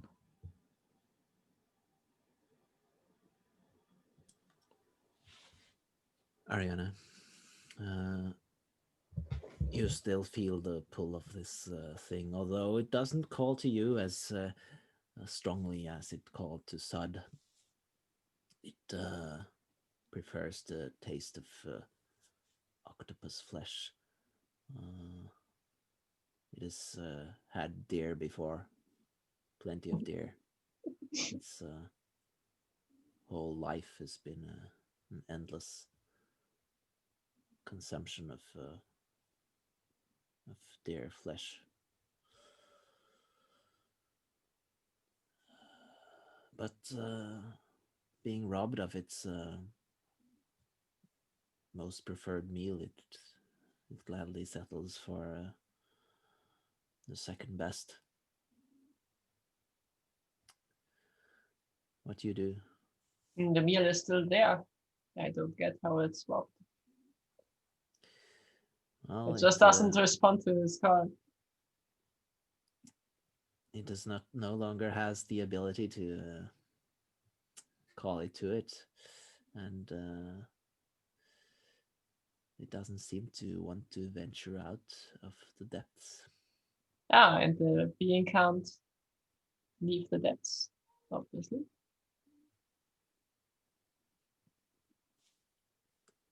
So it's still calling to me? Yes. Then I will need to resist this and focus on my task. That's my incredible determination. All right, so you're skilled here. This does risk your mind and body, because if you fail, bad things will happen. Devil's Bargain.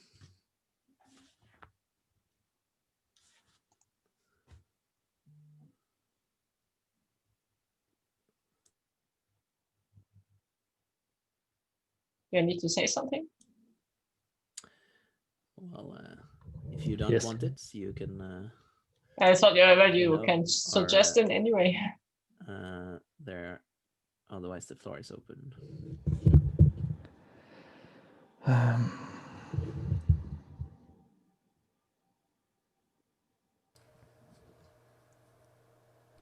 You may resist its call, but now you propagate its call as well, summoning further creatures to come and meet their end.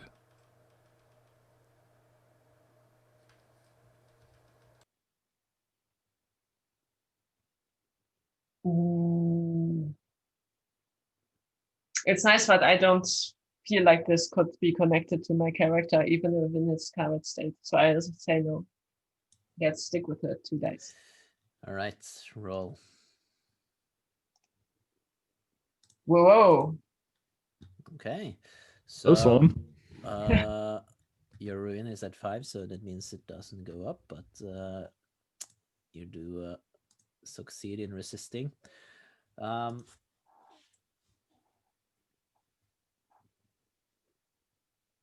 However, this determination in you, it ignites the fire within your heart, the fire that has possessed you before, that has consumed so much in your wake, the fire that Saint Ignatius loves so much. And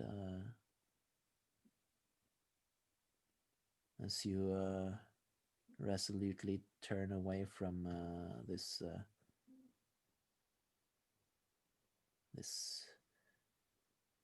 angler, this bait, this lure.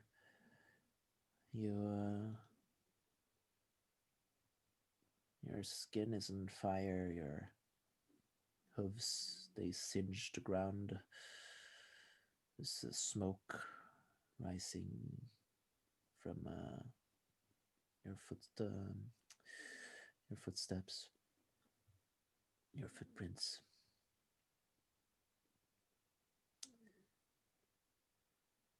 You see him there inside the cathedral.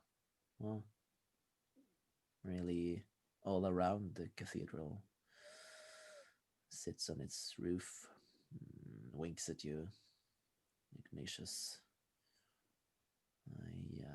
Has something in his hand, a small black piece, and he flicks it up into the air and catches it. And he opens his arms to welcome you, to welcome your fire. The flames rise up around you. They burn the moisture out of the ground and propagate across the grassy, mossy fields. They're now just tinder. The cathedral itself, it's ripe for burning. Sud, describe to me how this demon of fire looks to your eyes.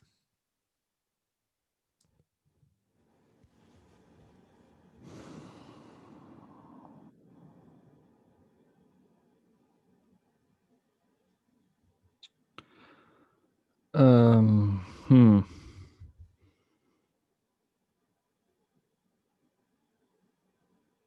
So for her, it's a demon of fire, but it doesn't necessarily. For her, it's a saint of fire, a prince. Okay. It's a warm and welcoming figure. For you, it's the worst thing. Okay. Yeah. There is just a few things that can touch Sud's mind at this moment. And one of them is self-preservation. He feels heat, and although it isn't really the threat it was before, it's still a threat that lingers in his mind, a primal thing. And he looks up and sees this creature, 2 meters tall, with long, thin arms ending in sharp points, and simply a maw that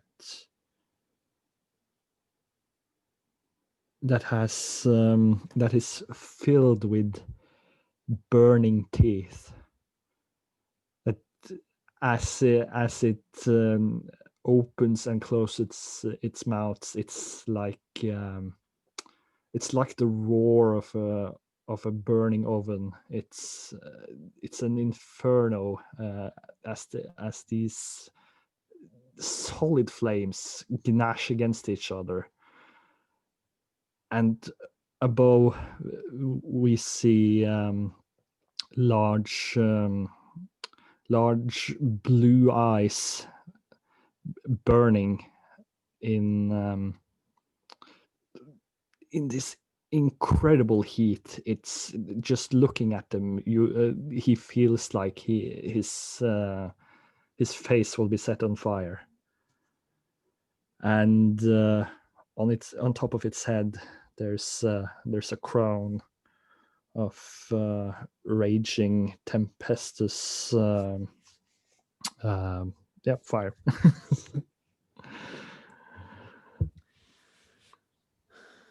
And was trying not to go totally demon, but you know, it's demon. your skin, your slick, wet skin, it starts to steam. Your suckers, they dry out. Your flabby fingers, they stiffen. And in a way, it's like you're returning to your old self, your wooden self, as all the moisture is evaporated from your body. In your hands, the wooden shape of your beloved. And so small, so insignificant. And you're numb to the core, except for that tiny spark of fear that all things made of wood share, and fear of fire. And you see in front of you its face stiff, as all mannequins are. The face of your patron saint, Manak. It's a half iron visage, somehow pleased that you are now more perfectly a creature with no human emotion. Animated yet still.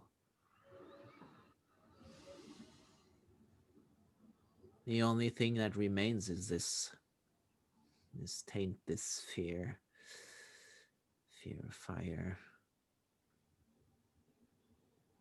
To become even more perfect, you must rid yourself of even this. If you can manage this, you know, Manak will bless you. Yes.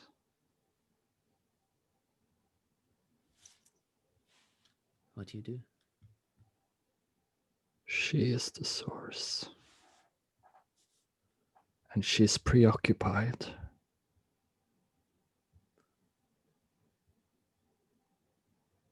I will pick up my cleaver and I will start to walk towards her.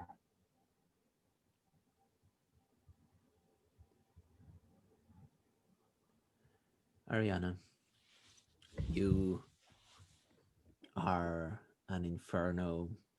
You are the princess of fire, of heat, and you are ready to burn the world down. This is what Ignatius wants. This is what he's telling you to do.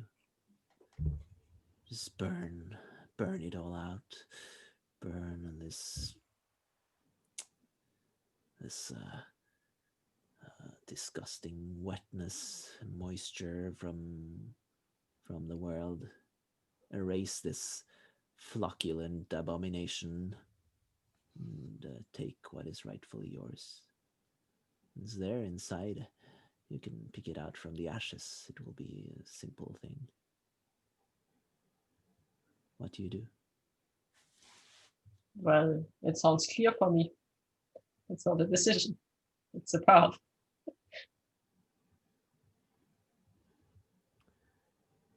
So, do you stretch out to burn this place down?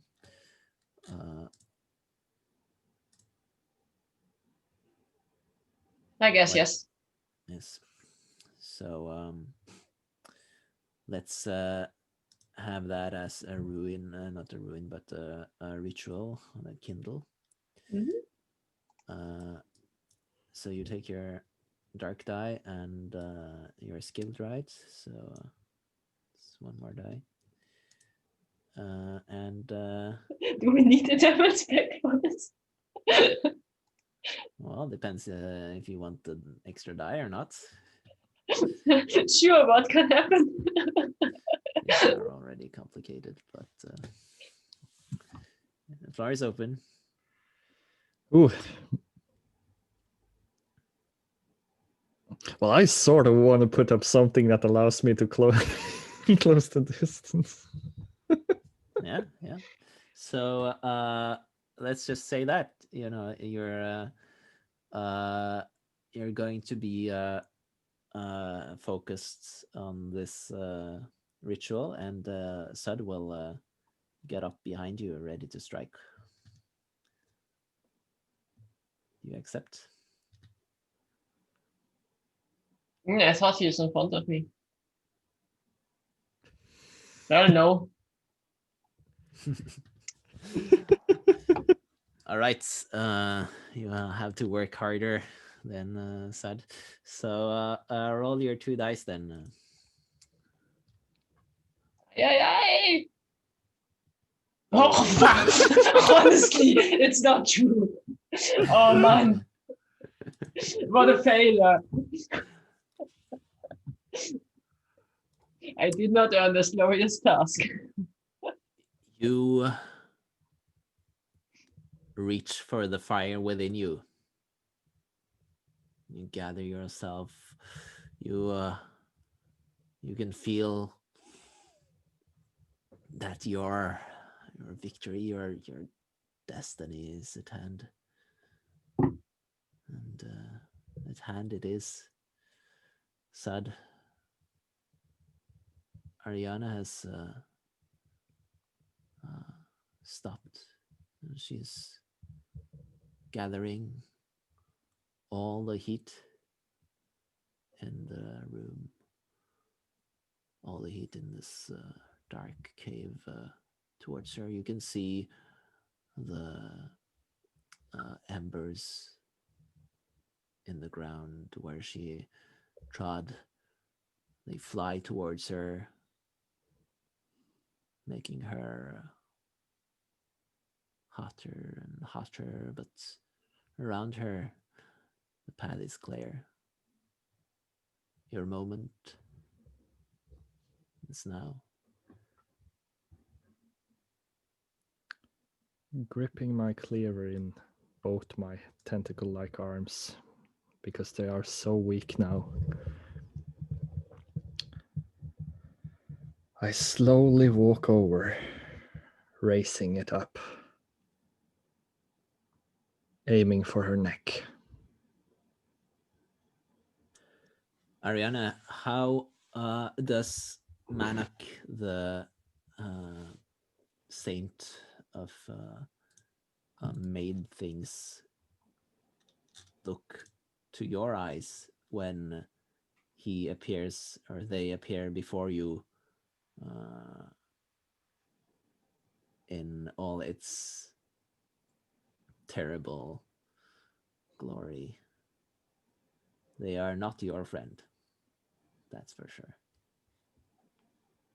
I don't really know how to describe. The floor is open for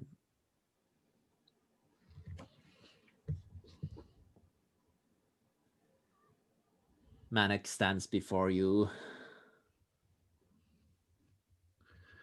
like something that is the exact opposite of fire. Not cold, not water, but stillness, lack of movement, lack of energy, of impetus of any kind. That is a void. His face is blank, without emotion. Nothing you do, nothing you say will ever affect it in any way. It's untouchable to you. It is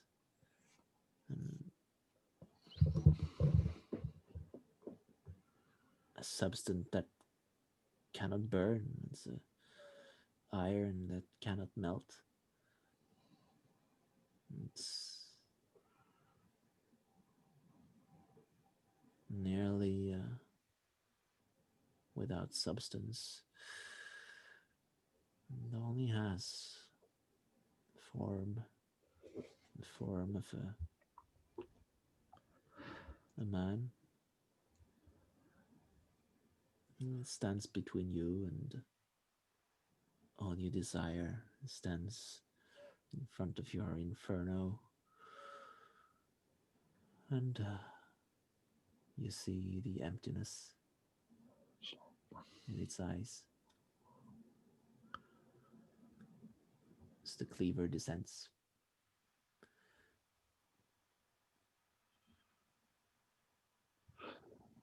Sud, let's see if your aim is true.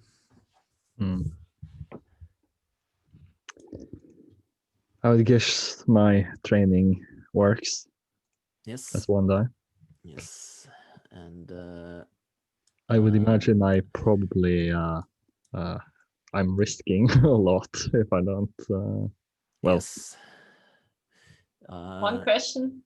There can be just one black die. Yes. Just Okay. one black die. I think I'm just going to go for it. No bargain this time. All right. Let's see. Let's roll. Ah. 5. All right.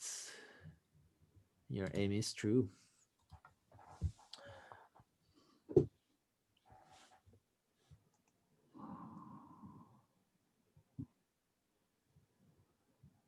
Describe how you do the deed.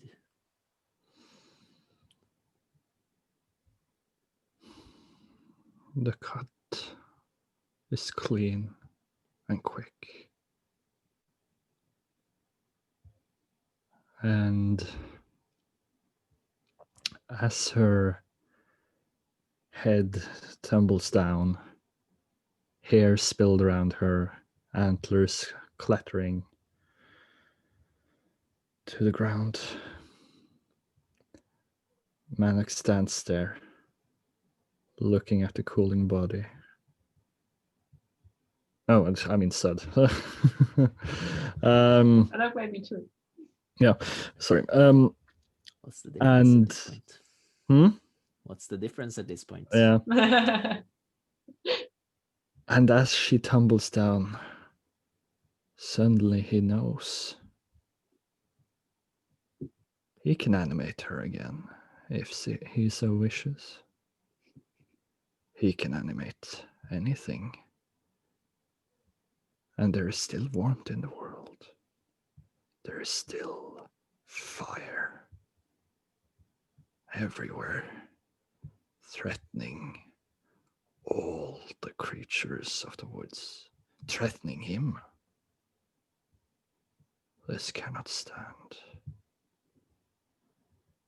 And so he starts to cleave off her arms, her legs. He hunts creatures throughout the forest. He chops off pieces of wood and he forges them together. Sinew, bark, wood, flesh, bone. Soon, throughout the forest, amalgamations of flesh and material and immaterial things wanders around, searching for anything that carries warmth with it. Do they find fire? They throw themselves upon it and does their very best to extinguish it. If they find people or animals, the heat lures them in, and they kill them, bringing them back to the flesh carver, to the woodcrafter, to the mannequin maker. And in this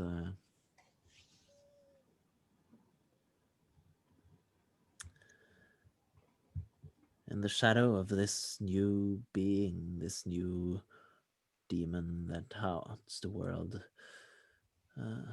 there's something that lies forgotten. Pathetic little figure, once so lovingly crafted, once so dearly loved.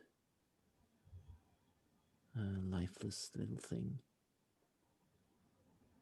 discarded in front of cathedral. And there's a figure, a smiling man with fire in his eyes, strides forth, kneels down, picks up the little piece of wood. It flops in his hand as he looks on it, and he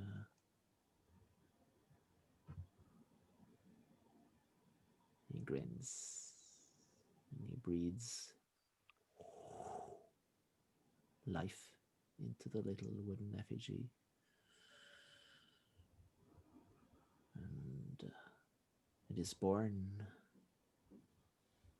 a thing with a heart of fire, a spirit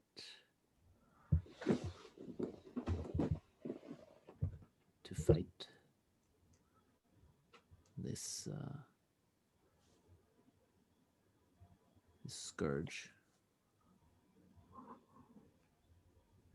a new fiery soul.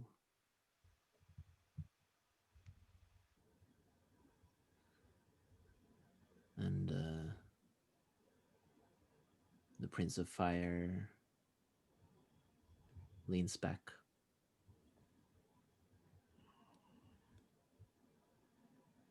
sits on the ground where once stood his princess. And he thinks thoughts of fire.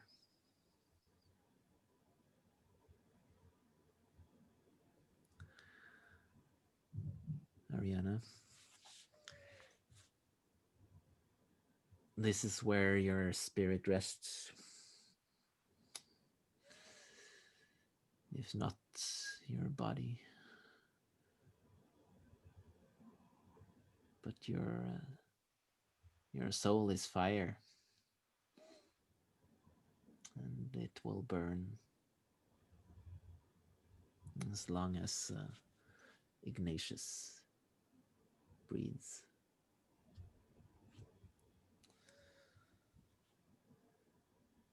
You have anything to add? No. I'm still disappointed of my own death. Roll of the dice.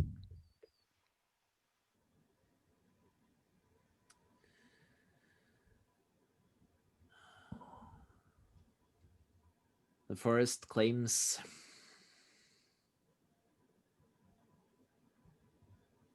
the lives and the souls of those who enter, almost without fail. This day too, the travelers to the Flocculent Cathedral ended up dead or worse.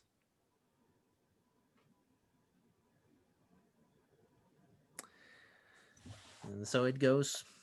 This is the story of Trophy.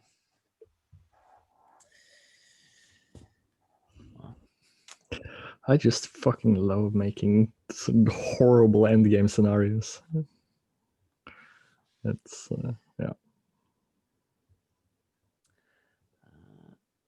That is our game. I'll stop the recording.